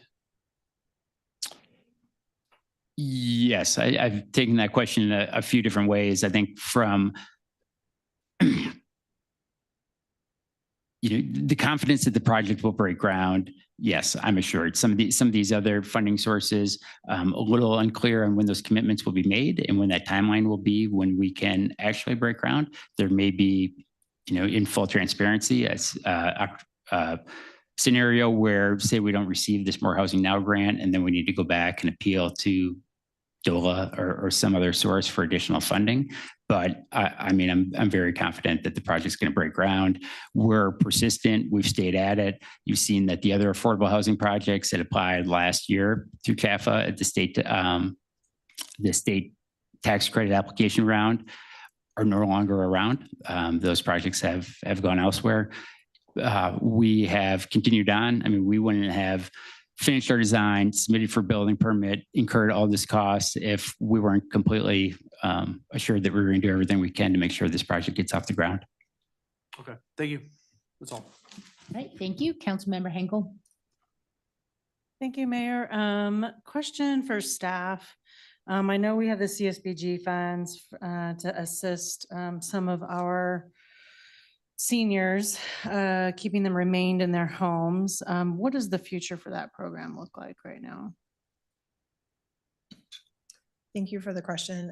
If we're referencing the Community Development Block Grant Funds, the CDBG funding, those funds were what was presented through the action plan item in the July 23 council meeting just last week.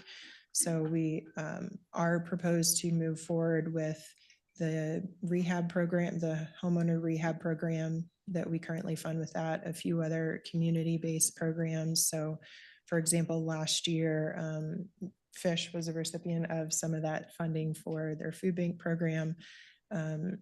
The misconception with CDBG funding is that it is a housing grant. It is actually just community development. So there are certain ways, creative ways, that we can use that funding for housing outcomes. However, for construction of new housing, it's actually an ineligible use within CDBG. So again, we have to get creative there. I will add that in some discussions with Mr. Knapp, and I think we discussed this a few weeks ago, but some of the federal requirements that attach itself to a project when utilizing those types of funds can increase the cost of the development dramatically just through things like Davis-Bacon and related acts regarding pay wages for workers and things like that. Okay. And then how many people would we serve as CCOB with these dollars? And then I'll ask the same thing for Harvest Hill.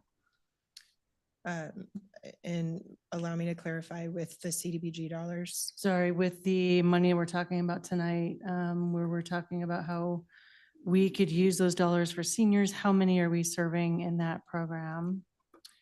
Yes, so we do have some updated figures for the partial property tax refund program, which is one of the programs that we serve. We also have a few updated figures from some of the other programs, including Colorado Legal Services, Sunshine Home Share, et cetera. So if you give me just a moment, I do have those available. And Councilmember Hingle, while Ms. King is pulling that up, we just had the Ms. King can fill in the additional, we've had 700, a little over 700 households take advantage of the tax rebate. I don't know what the amounts are, but that's our number thus far just for the senior tax rebates. And if I could ask if Curtis would be so kind as to pull up the additional slides from the partial property tax program, please.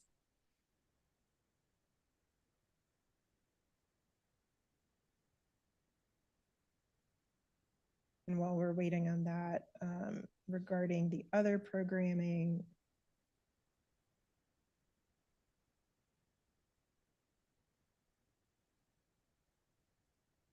okay, as of July 5th,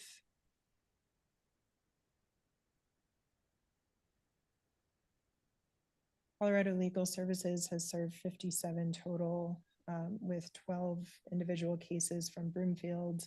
Sunshine Home Share has connected with 127 residents. They did make a match. They're working on 10 additional households for matches with intake meetings so far, and then have conducted 3 financial wellness and empowerment classes. I believe property tax is now up on the screen here. So if you would please go to the next slide. We have, these are newly updated numbers. So as Manager Hoffman indicated, we have over 700, close to 800 that are paid and or approved through that program. And then on the next slide, please, I believe we have some of the dollars represented with that. So the vast majority of the funds that have been approved or paid or encumbered so far have been coming from housing development funds, which is that bracket that serves up to the 60% area median income. And so these are already paid out, so that's not included in the 2 million that we're talking about, is that correct, if they're already paid out? I'm sorry, I might have misunderstood that question. With the 2 million that's being considered for. Yeah, the 2 million that's being considered. Mhm. I'm hearing that it might go into that partial property tax refund program, right? I see, regarding the balance of the Housing Development Fund. So we currently have $3.1 million in unallocated funds, a balance in the Housing Development Fund. The request came in for the 2.5. So whatever is allocated out of that 3.1 then reduces the balance of that account by whatever that amount is, the 2.5 or the 2. And then the resulting figure is that balance in housing development funds that we have then to fund these programs, continuing all of our current programming into 2025, plus any additional programs that might come up. I might have more questions about that in a little bit. Thank you. With Harvest Hill, would you, Mr. Knapp, tell me how many people your project would serve, and then also walk me through a little bit more of the history of funding. It sounds like every time we apply for grants for certain projects, some of that money goes away because it wasn't moved on quick enough. What does this look like for timing?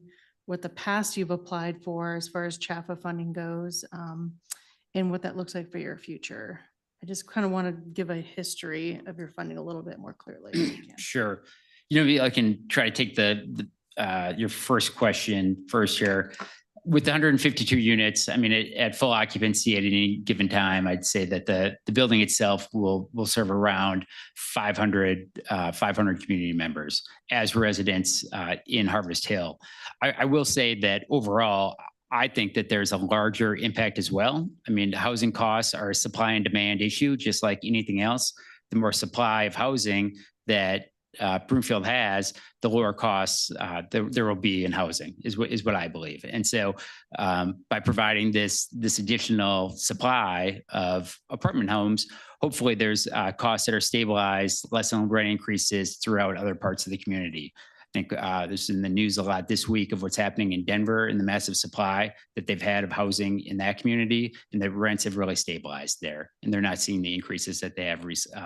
So indirectly, I think there's a greater benefit than just maybe the 500 residents that will serve or that will live within Harvest Hill. To your second question, if I can recall correctly, it's when a project goes on for 3 years, funding opportunities come and go. And before a lot of these funding sources, whether it be soft loans, permanent loans, there's probably 10 different financial sources that are coming into this capital stack. They want to see that this project is ready to go. You know, the first time that we submitted for state tax credits in 2022, it actually wasn't that competitive of a round from CHAFA. However, we were months away from receiving our entitlement from the city and county, which pretty much gave CHAFA an easy out on that project to say, come back when the project's fully approved. Then you come back in 2023 and the project or the state tax credit application round was 3.5, nearly 4 times oversubscribed. And so it's just some of those bumps in the road that maybe on this project, the timing didn't work out great as far as getting all the bounces where money was available. I think 2 years ago when this project first started, the state, you know, other areas of other funders had a lot of money. I mean, there was COVID dollars were flying from the federal government. Those have all dried up now. If we were able to receive the bonds earlier and the state tax credit award earlier, our hope is that this project would have been off the ground, nearly completed by now. But I think that the longer the project goes on, the more difficult it is from a financing standpoint. Okay, thank you very much. That's all the questions I have right now. Thanks. Thank you. Thank you. Councilmember Anderson. Thank you. Just a couple questions. Is there any opportunity to provide the $1.3 million rather than $2.5 million? Does that buy you anything if we were to give you, I know there's the analysis done where if we go above $1.3 million out of the fund, it becomes non-sustainable for the other programs. Is there any benefit to a partial amount? 1.3 million versus 2.5 million?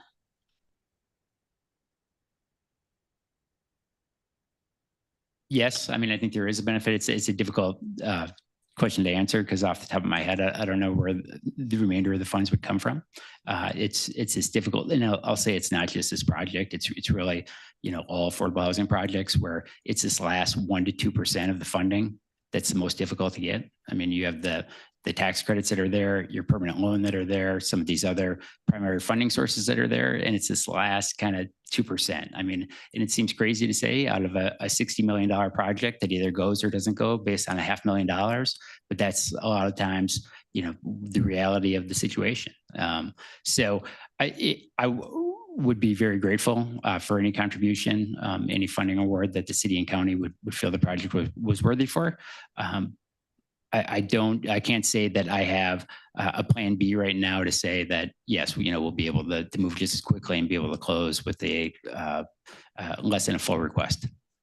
Okay, thank you. That's helpful. And then I guess for staff, I mean, we're looking at this one particular fund with where we should be looking. But is there any other, are you prepared to answer that? Is there funding anywhere else that we can bring forward, or it's always you give something else up if you take, So it's the reallocation conversation. And right now, there's just not a bunch of money sitting there waiting for a home. We don't have a bunch of money sitting anywhere.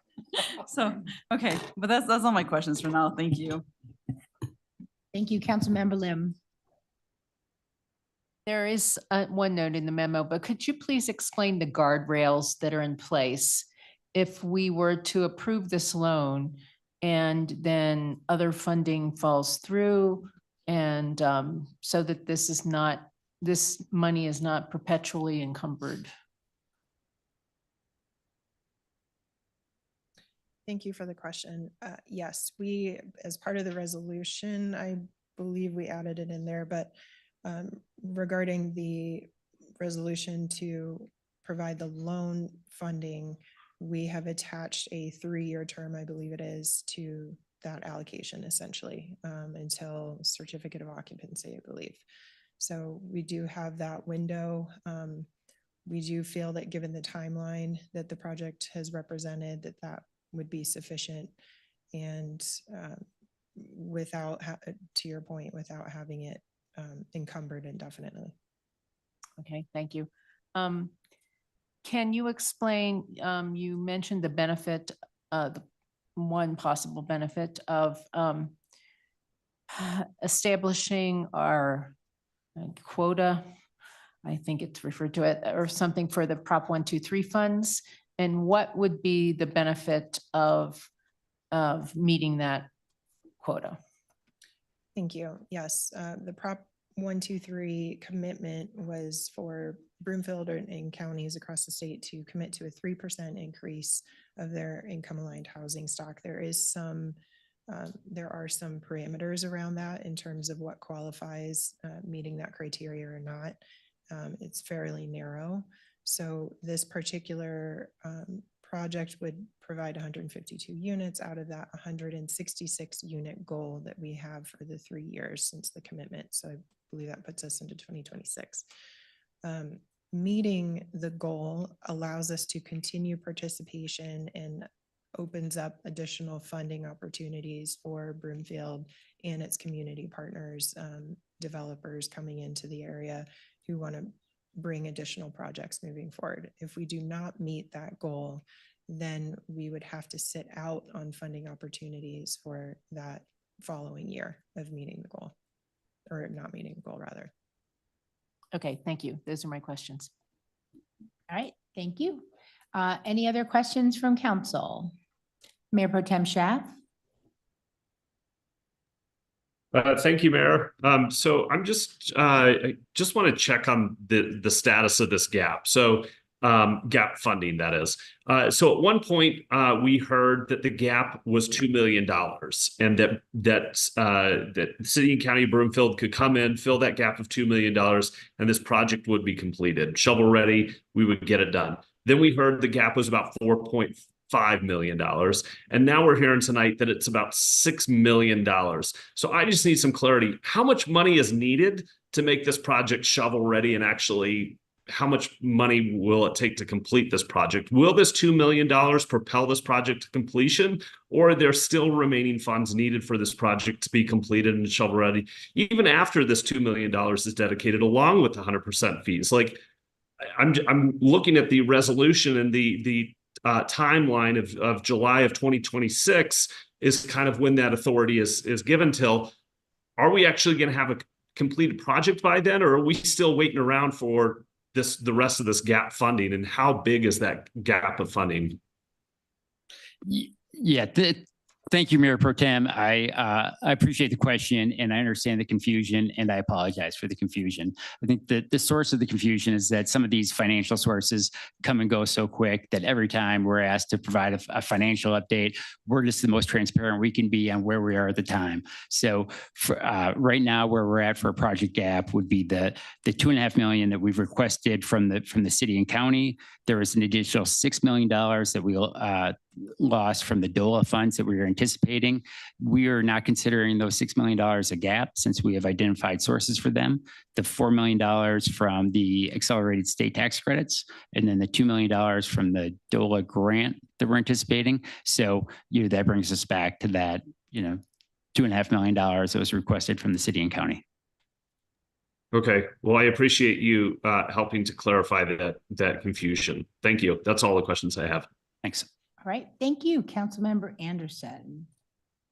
Okay, this is my last question. So if we approve the 2.5 million tonight, what are the next steps on rolling back some of those other assistance programs? Is that because we would have to then do that, or is that like something we reconsider next year and hope to find some funding? What does that look like? I don't have the answer for that. Okay, so we're kind of taking a little bit of a gamble on that one, okay. All right, thank you. Thank you. Any more questions from council? Mayor Pro Tem, your hand still up, or is that just before? Okay, so. Oh, Councilmember Lim. Yes, there's some people were saying I thought the resolution was for a $2 million loan. Is that correct? Okay, so.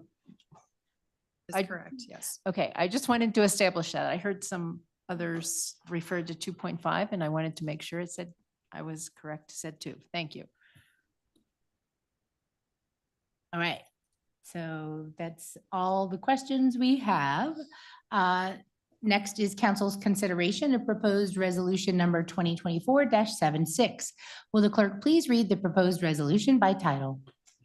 Resolution number 2024-76, approving a repayable loan and fee waivers to the Ulysses Development Group, LLC, for gap financing of Harvest Hill Apartments. Thank you. Is there a motion to approve the resolution? Councilmember Henkel. So moved. Thank you. Is there a second? Councilmember Nguyen. It's a tie. Thank you. Is there any discussion? You can start the discussion, Councilmember Marshallson. Thank you, Mayor. If any of you have watched the hit 90s film Dave, which isn't really a hit, but whatever. The movie is a body double of the president gets established because the president has a stroke. Anyway, it's an interesting movie. Anyway, but one of the scenes is where this body double sits down with the cabinet and goes through the federal budget line by line by line in order to save a homeless shelter, I believe it was. I wish we could do that tonight. I wish we could actually go through our budget line by line. I do think we can, but not tonight. That's a conversation for a different day. It was interesting, whatever. The upcoming budget discussion is in a either month or 2 months. And that's going to be a vital thing. The point's been made that there is only a certain amount of money and we don't have enough money to go around. And I completely agree with that. There's no way we could afford everything. But given that this is a shovel-ready project and it's just $2 million, I know that I say that just, I don't think we have an option but to fund it. I was speaking to a resident who owns a restaurant earlier this week, and the conversation started with water rates. But he made the point that he's having a hard time finding people to work for him because they just don't have a place to live. They just can't afford it. I think we have to do this. I think, I do not believe we need to sacrifice our other programs in our housing fund for this. I do think that we can find ways to fund those also through various processes. But that's, again, an upcoming discussion for a later day. So I do support this. I do think this is a vital need, and I think we should move forward with this. Thank you. All right. Thank you, Councilmember Henkel. Thank you, Mayor. Sorry, I'm a little slow on the mic. I appreciate the effort that has gone into this application. And I feel like there are many times where we have something ahead of us and we don't hear from the developer for years and years. And it's very difficult to see that. If we have something that's shovel ready like this, I was really disappointed when Chaffa did not approve it. And it was very disappointing because I felt that their decision was based on actually not knowing the area very well, to be quite honest. They mentioned that transportation wasn't very good, I believe, in that area, and that is not true. That is probably one of our highest areas for transportation. So when they did not receive that grant, I was devastated and I cried. It was just too much for me. You have an opportunity right ahead of you to develop something in an area where you have mass transit options. That's huge. So I will be for this tonight. I will also mention too that we need to explore other ways, either through DRCOG and other funding opportunities. I know there's a lot of funding out there for our seniors. This is not the only funding mechanism for our seniors. I do want to put that out there. I'm involved in various groups that support our seniors, and I serve on that board that helps seniors stay in their homes. So I know what it's like and I know the demand. There are many other programs out there for them as well, and I want to implore our staff to actually look at that as well. Thank you. I will be in support tonight. Thank you, Councilmember Nguyen, and then Mayor Pro Tem. Thank you, Mayor. I'm also in support of this as well, just because the housing crisis is happening now. And I appreciate the amount of support, the amount of presence this project has brought together with the community members, with organizations, nonprofits, and of course with various stakeholders who are very invested in this. And I think that, a resident mentioned that, this project won't be done in a couple of years. And I think I want to get this done as fast as possible. And like Councilmember Marshall mentioned, the fact that we could spend time looking in the weeds, looking for funds, but the reality is that if we wait, that's going to be longer. It's going to take longer for this project to get off the ground, and I want to see it through. So that's it. Thank you. All right, thank you. And Mayor Pro Tem Schaaf. Thank you, Mayor. So, I got to thinking of all of my hit movies on my list. And, the thing is Dave is nowhere near that list. So Councilmember Marshall, not sure where you stuck that in your list. I'd love to talk to you about your hit list movie, though. Broomfield Council makes financial and budget decisions each and every meeting, and tonight is definitely no different. Sometimes with those decisions, there are also trade-offs. Tonight is no different. This is a good project. This is a worthy project to have funding from the Housing Development Fund. The trade-off by granting this money to this project means the funding might not be available for future projects or causes. This potentially reduces existing programs and potentially means projects cannot begin without that funding. It might be that we need to reallocate general funds toward those programs to sustain them, reducing yet something else. There is a finite pot of funds and not everything can be funded. So I go into this decision fully aware of the budget implications, the trade-offs, and the future implications. And I still think this is the right decision to fund this project, to give it the best shot of getting built by the end of 2026. So I am in support of this tonight. Thank you, Mayor. All right, thank you. Councilmember Ward. Thank you, Mayor. As my colleagues have said prior, this is a difficult decision to make. I'll say for Ward 2, I have incomes that run the gamut. I have areas that are very well off.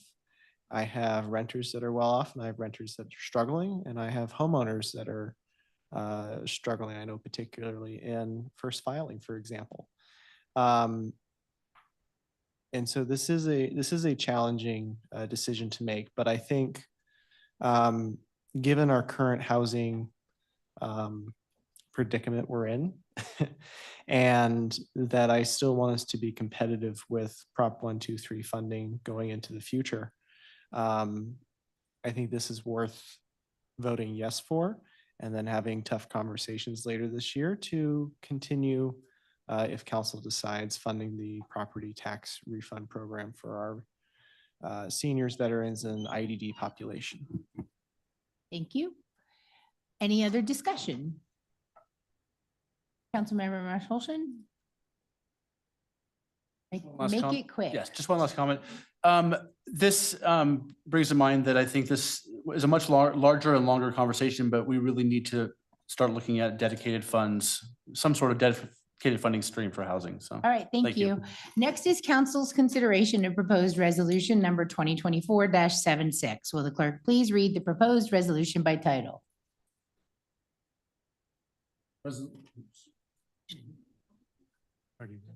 I'm in the wrong place. Oh, we did that already. I'm sorry, y'all. It's getting late. We did that. And so now, seeing no further discussion, we'll move forward to the vote on resolution number 2024-76. Council, please cast your vote electronically. Mayor Pro Tem Schaaf, please state your vote verbally. Yes. And Councilmember Cohen, your vote verbally. Yes. All right, all council members have entered their vote and the results will be displayed on the screen. That passes unanimously. All right, now at this point, we have one more matter related to Harvest Hill and then 4 other items still on our agenda to try to complete before 11. I welcome public comment as well as questions and comments from my colleagues, but I'm going to ask that we all be judicious with the time we have left. Take care not to be repetitive, be direct. If it's sufficient and impactful to express support or opposition to a prior statement without long explanations. For item 7D related to Harvest Hill, I think we, council, can all acknowledge that those have spoken on the prior Harvest Hill matters support approval as well. Again, I'm not trying to silence anyone. You're welcome to speak, but I'm trying to be cognizant of time. With that, we'll move to item 7D. The next item under action items this evening is council's consideration of a second proposed resolution related to Harvest Hill development. Council has a copy of the agenda memorandum, which I'll ask our staff to summarize. Thank you, Mayor. Ms. King, you're back to the podium. Thank you, Mayor Pro Tem, and council members. We do not have a separate presentation for you this evening regarding item 7D. We did cover that information in our previous presentation on resolution 7C, but we'd be happy to answer any questions. Take note of Ms. King's brevity. Council has a copy of the agenda memorandum. So now, next is public comment. Would anyone like to be heard on this item that hasn't already been heard? Awesome. Questions from council are next. Again, members should limit themselves to questions during this portion, and the time to introduce amendments and state positions for or against this item is later. Oh, don't see any. Next is council's consideration of proposed resolution number 2024-111. Will the clerk please read the proposed resolution by title? Resolution number 2024-76, approving a grant application for the More Housing Now grant to support Harvest Hill 152 income aligned housing unit development. Thank you. Is there a motion to approve the resolution? Councilmember Marshall. So moved. Thank you. Is there a second? Councilmember Henkel? Second. Thank you. Is there any discussion? Seeing no further discussion, we'll move forward to the vote on resolution number 2024-111. Council, please cast your vote electronically. Mayor Pro Tem Schaaf, please state your vote verbally. Yes. We're waiting for, I'm going too fast for the voting screen. All right. Council members, enter your vote, and Councilmember Cohen, please state your vote verbally. Yes. Thank you. All council members have entered their vote, and the results will be displayed on the screen. That also passes unanimously. Congratulations and thank you all. The next item under action items this evening is council's consideration on first reading of proposed ordinance 2248 related to possible changes to chapter 4 of the Broomfield Charter regarding the future mayor's terms of office. Council has a copy of the agenda memorandum, which I'll ask our staff to summarize. Ms. Rogers? Okay, it's Ms. Rogers' I'm going to stay turn. at my seat, Mayor. Absolutely. All right, next slide. So as council is aware and many members of the public are aware, council's been working on multiple charter ballot questions. During the discussion on July 9th, council was talking about term limits, which will be coming back to council on August 13th. In that discussion, it came up that the Charter Review Committee had recommended a change to the mayor's term from 2 years to 4 years. Now, term limits are how many times a person can serve. Term length is just the length of term. You could have a person be in favor of changing the mayor's term to 4 years, but not be in favor of a term limit questions. Therefore, seeing that they were two different subject matters, council gave direction to have me prepare a question specific to the length of term for the mayor. Next slide. Currently, Broomfield's mayor serves a 2-year term. As I mentioned, the Charter Review Committee recommended 4 years. This ordinance 2248 on first reading has that 4-year term question. Again, this has nothing to do with term limits. It's just to change the length of the term, and the voters have the ultimate approval. If this was approved by the voters, this would apply for the mayor that would be elected in November 2025. Next slide. In the staff packet, just for reference, especially for the public that might be watching, we did go through and look at how many mayors had opponents, how many mayors were able to get reelected, how many mayors in essence ended up with a 4-year term based on 2 stacked 2-year terms. Next slide.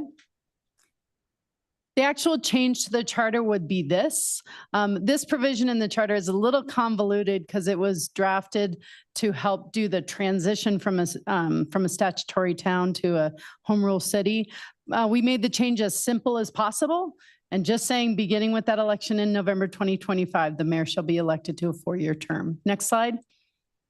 The actual ballot question would look like this. Trying to be, again, really straightforward. And 2 more points. This has nothing to do with term limits, and the voters have the ultimate approval if council agrees to put this on the ballot. This is first reading. If council approves on first reading, it will return for second reading on August 13th with the other ballot question ordinances. Thank you, Mayor. Thank you very much, Ms. Rogers. We'll now proceed with public comment, starting with in person. If anyone would like to be heard, please come up to the podium. Name and neighborhood, 3 minutes. Turn the mic on. I think someone turned it off. Hit the bulb button. The red light's on, it's on. There, I think it's on. No? Okay, now try. Is it good? Yeah. Okay. I'm Sandy Anderson and I live in the Broadlands. Mayor, Mayor Pro Tem, council members, city leadership staff. First, I'd like to thank you for all that you do, as it's well beyond what is understood, acknowledged, and you all deserve our respect and support. Pertaining to tonight's agenda, you have my support on increasing the mayor's term of office from 2 years to 4 years. It's similar to Erie's 4-year mayoral term.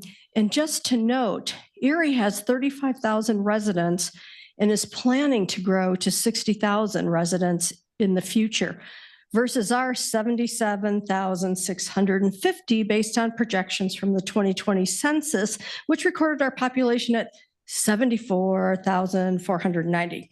So here is the town of Erie, less than half of our size, planning for their future.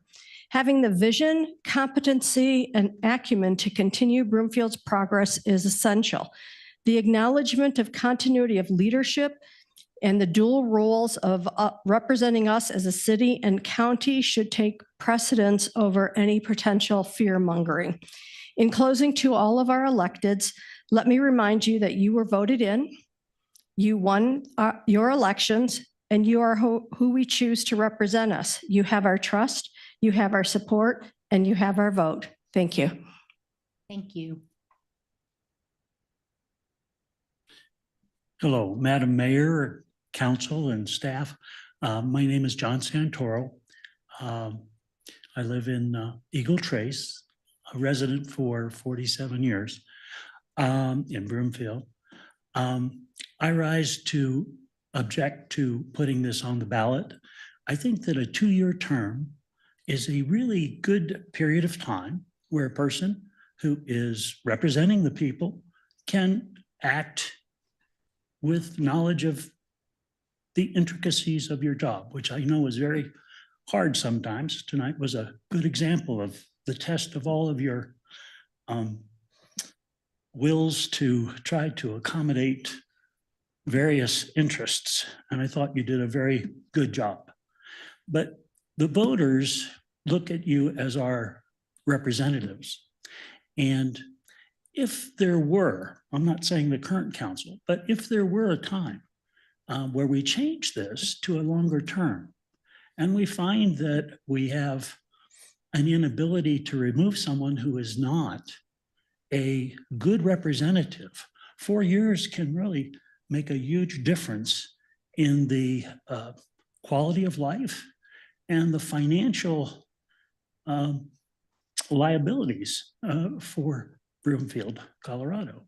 And so I think a 2-year term should be maintained and that this should not reach the voters in November for consideration, because it gives someone who may not be a good representative a very long time to create problems that we may not be able to rectify.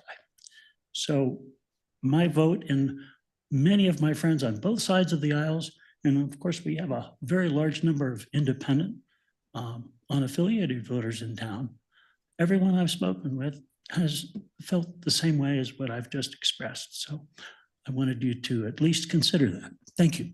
Thank you very much. Would anyone else like to be heard? Mayor Pro Tem, City Council, City Staff, Kim Tuisini Pansai from the Outlook. I'm finally getting it right. I like the idea of a 4-year term in terms of, getting used to the job, getting comfortable with the job, and not having to start all over in 2 years. I think it's a lot of time and expense that's wasted if a position like this that requires a certain amount of experience and comfort with the job has to repeat from scratch every 2 years. I think it's a fair test to put this on the ballot and let the people decide. So you at least give them the option to choose 2 years or 4 years, put it on the ballot. Thank you. Thank you.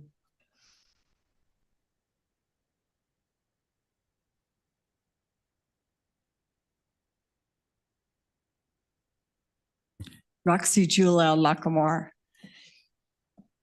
I wasn't going to say anything, but I guess that would not be me.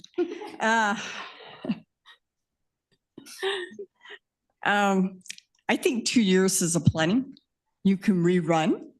You can get voted in again, as you did in the last one, which you were the only one who ran.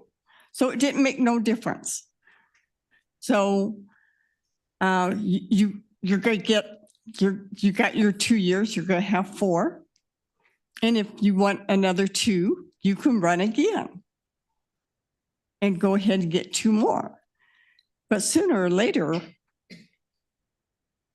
you're going to decide that you need a whole lot more money than what maybe the taxpayers are willing to pay.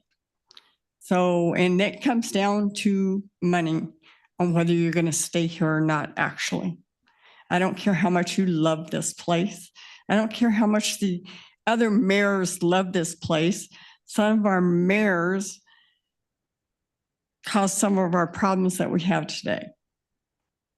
So I understand where the other person's coming from. He's been here a long time. I've been here not as long as him, but I've been here close to it.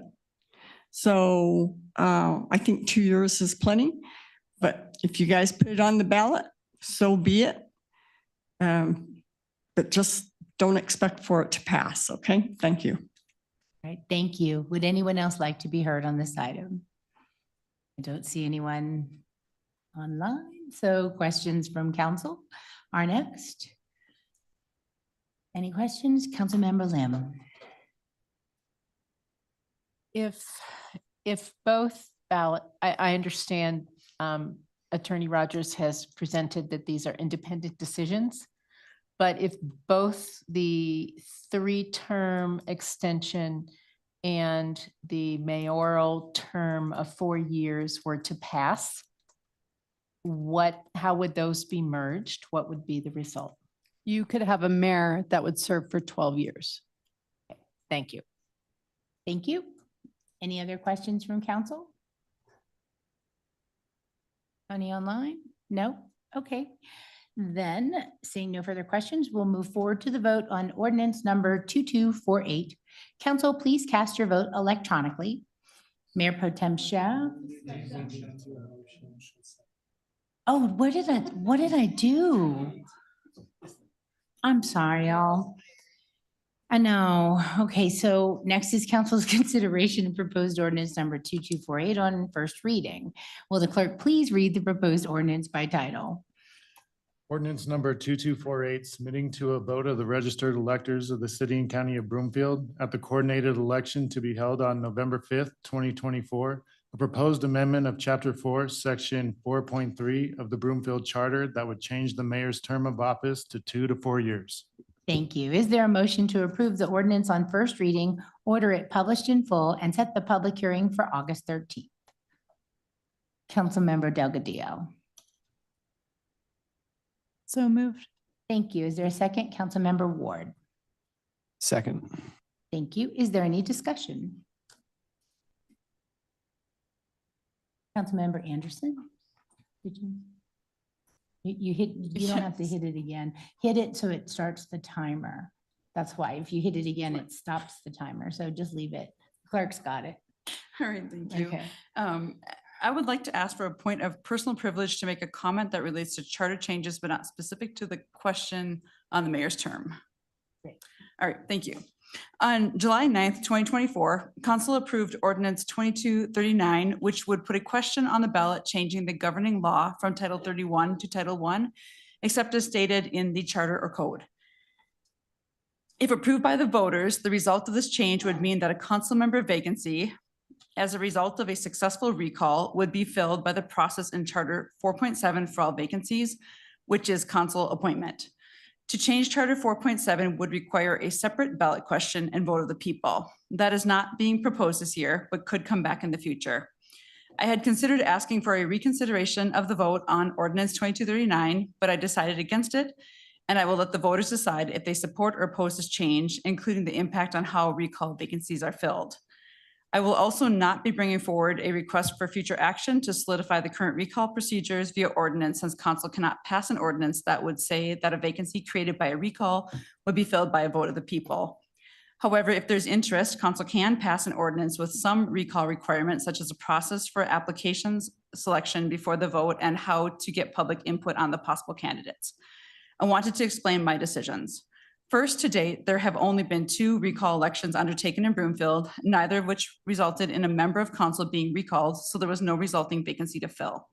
While I support the recalls and the replacement candidate process, I am realistic that there is unlikely to be any tangible impact on Broomfield residents as a result of this possible change to council appointment for recall vacancies. Second, the right to recall remains. I know they can be expensive and divisive, but I think it is an important tool and the right of the voters in our community. Third, if approved by the voters, the fact that a recall vacancy is filled by council may actually increase the likelihood of voters supporting a recall in the future. Not having the replacement candidate keeps the focus on the candidate being recalled as opposed to the focus being on the replacement candidate. My perception is that in the past, the replacement candidate has detracted from the actual recall underway as the recall committee, as parties scramble to find someone to run and then work hard to handle opposition to them. Additionally, this change would strip away the perception by some that a recall is merely a move by a group of voters to try to get their candidates of choice elected as a replacement candidate at the lower turnout recall election. I support sending this question to the voters. The decision is yours, and encourage those interested in this issue to make sure you vote in November on this ballot question. Thank you, Mayor. I appreciate your allowing me this time. Of course, thank you. Councilmember Lim? Yes, my thoughts on this matter, the matter before us about the 4-year term, Mayor.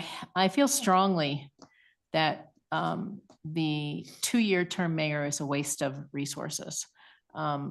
I know what running a campaign costs for a ward. I have an idea of what running a campaign costs for the entire city, with both time and resources.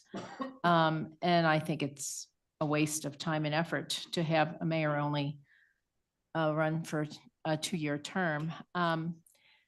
Given that, though, I have stated that I feel very strongly that that I will not personally be voting for the extension of three terms for council members or mayors.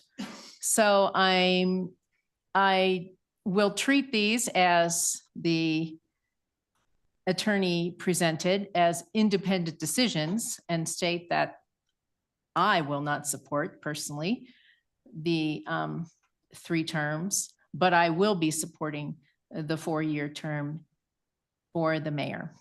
Thank you. Thank you. Mayor Pro Tem Schaaf.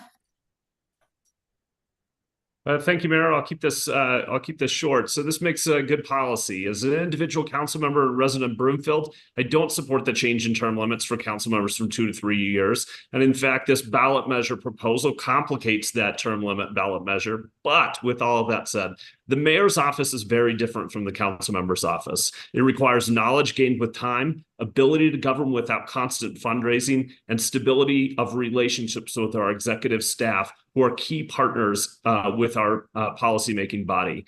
This stabilizes our entire community in that we don't continue to have a revolving door or someone that is forced to continually fundraise, as my previous council member said. So I do support this, and thank you for the work on this, staff. All right, thank you. Councilmember Cohen. Thank you, Mayor. I'll just add really quickly, I think we need to take into consideration that while the mayor is here overseeing this meeting and occasionally voting when there's a tie, the mayor position has considerable influence on state policy, and longevity would empower our mayor to have more influence. Having a 2-year term limits that ability. Mayor Castriot, I think, serves on the state health board. She served on the state task force. I'm sure there's other opportunities for her. So I think we should, from empowering Broomfield, a longer term makes sense for the same reasons Councilmember Lynn mentioned, the financial cost of running a city of this size every 2 years makes sense. And I would just say a moment that let's give voters choices. I don't see why we want to cut people off. There's value in experience. There's value in talent. If you're good at this and the voters want you to serve for them, let them choose that. If they don't, they can vote you out. But I think we should give voters as many choices as possible. I'll also just remember that this proposal came forth from the Charter Committee. It's not coming from the mayor or the council. This is from public input, and I think we should support it. Thank you. Thank you, Councilmember Cohen and Councilmember Leslie. Thank you, Mayor. I concur with my previous 3 colleagues speaking, and so I'm going to support the extension of the term for the mayor from 2 years to 4 years, but I'm not going to support going to 3 terms for council members. Thank you. Thank you. Any other council member discussion? Well, I've heard, since really this isn't about me, from my predecessors, that one of the problems with having a 2-year term is that you're passed over for leadership positions in Metro Mayor's Caucus and other places where you have to work your way up. And so a lot of them weren't able to serve in executive leadership for regional boards because the term was so short. So that's just another reason why it's different being a 2-year versus a 4-year. Other than that, I trust the voters to make the decision. It's in your hands. So seeing no further discussion, we'll move forward to the vote on ordinance number 2248. Council, please cast your vote electronically. Mayor Pro Tem Schaaf, please cast your, state your vote verbally. Yes. Councilmember Cohen, your vote verbally. Yes. Thank you. All council members have entered their vote and the results will be displayed on the screen. That passes unanimously. Thank you. We got through that one quick. So next under action items is a public hearing and council's consideration on second reading of proposed amendments to the Broomfield Municipal Code relating to mixed use and transit oriented development districts. I'll now declare the public hearing open. Well, I know, yeah. Yeah. So the good news is all 3 of the remaining are second readings. So Brandon Rowe is going to do the Evelyn Wood speed reading, which ages me. Brandon probably doesn't even know who Evelyn Woods is. And is better than But Mr. Rowe. Thank you, City Manager Hoffman. Good evening, Mayor, Mayor Pro Tem, and City Council. This evening, you're considering ordinance number 2222 related to the creation of 3 new zone districts, 2 of which are mixed-use zone districts, and 1 is a new transit-oriented district. This is the second reading. We provided a full presentation during the first reading back on July 1st. No changes have been made to the ordinance since first reading, and that concludes my presentation this evening. Wow, okay. So we'll now proceed with public comments. If anyone would like to be heard on this item, now's the time. Seeing none, questions from council are next. Members should limit themselves to questions during this portion and the rest. It is a second reading, so I think we've probably questioned it out. So then there being no further questions, next is council's consideration of proposed ordinance number 222 on second reading. I should add that Councilmember Cohen was remote because he has COVID, and he said he might have to drop off after. So he said, I can tell you guys that. I didn't violate any HIPAA laws, but he's really struggling, so he might not be voting. So next is council's consideration of proposed ordinance number 2222 on second reading. Will the clerk please read the proposed ordinance by title? Ordinance number 2222, amending Title 17 zoning related to transit-oriented development district, mixed-use zone districts, and rezoning procedures. Thank you. Is there a motion to approve the ordinance on second reading and published by title? Councilmember Leslie. I move the resolution. Thank you. Is there a second? Councilmember Ward. Second. Thank you. Is there any discussion? Seeing none, we'll move forward to the vote on ordinance number 2222. Council, please cast your vote electronically. Mayor Pro Tem Shah, please state your vote verbally. Yes. Councilmember Cohen, are you still there? I'm thinking not. So all council members have entered their vote, and the results will be displayed on the screen. That passes 9-0. Thank you. Our next action item this evening is a public hearing and council's consideration on second reading of proposed ordinance and resolution relating to the Markle open space property. I'll now declare the public hearing open. Council has a copy of the agenda memorandum, which I'll ask our staff to summarize. Thank you. And Ms. Merwin is going to take the next two items and deploy the Evelyn Wood speed reading as well, since they're both second. And I would be remiss if I didn't congratulate Mr. Rowe as well. So we have a new deputy director in Ms. Merwin, and we have a new principal planner in Mr. Brandon Rowe. So congratulations to you both. Ms. Merwin. Thank you. Good evening, Mayor Pro Tem, Council. Yes, the application this evening is for rezoning of the Markle open space from a Boulder County Legacy Zone District to the Open Space District, the newly created Open Space District as of late last year. And this will align the properties with the use of the property with the new zone district.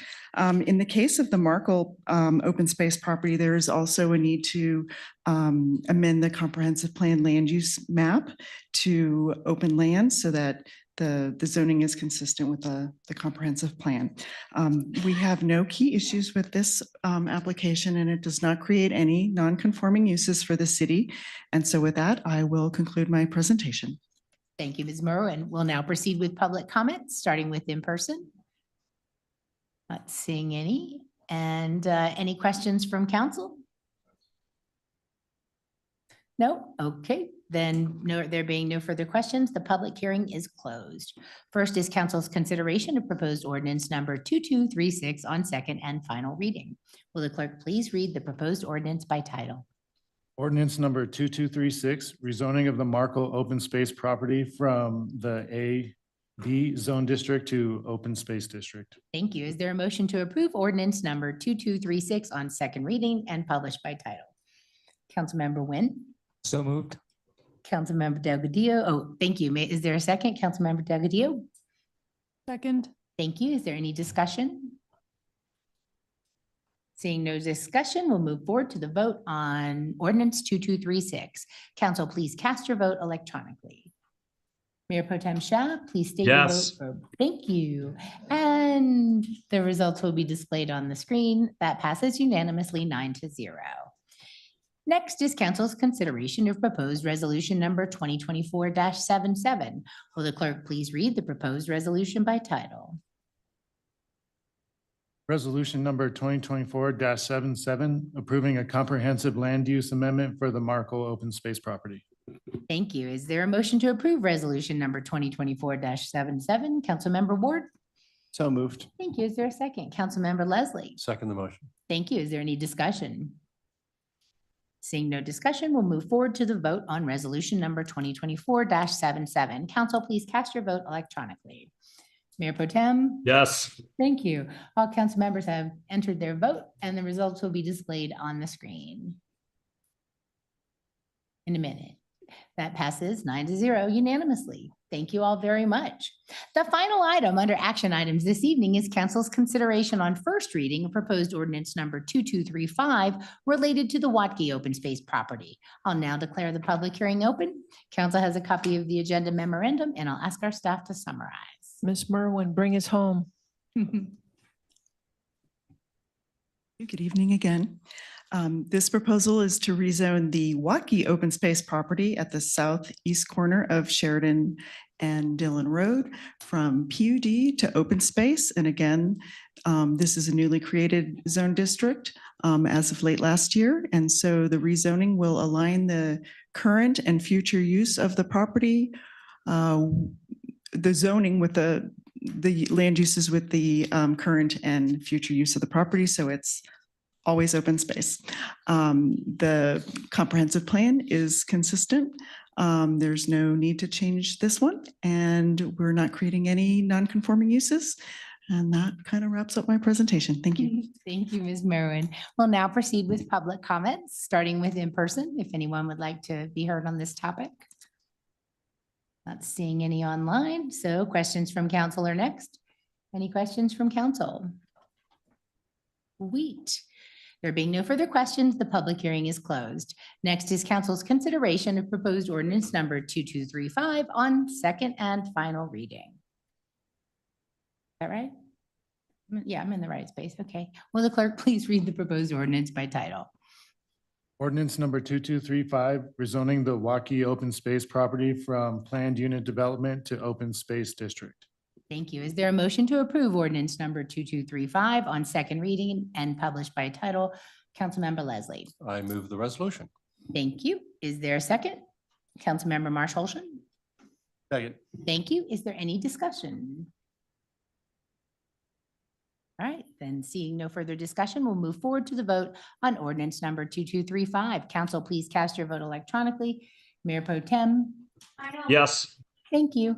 And all council members have entered their vote and the results will be displayed. That passes unanimously as well, 9-0. Thank you all so much. Put a bow on that.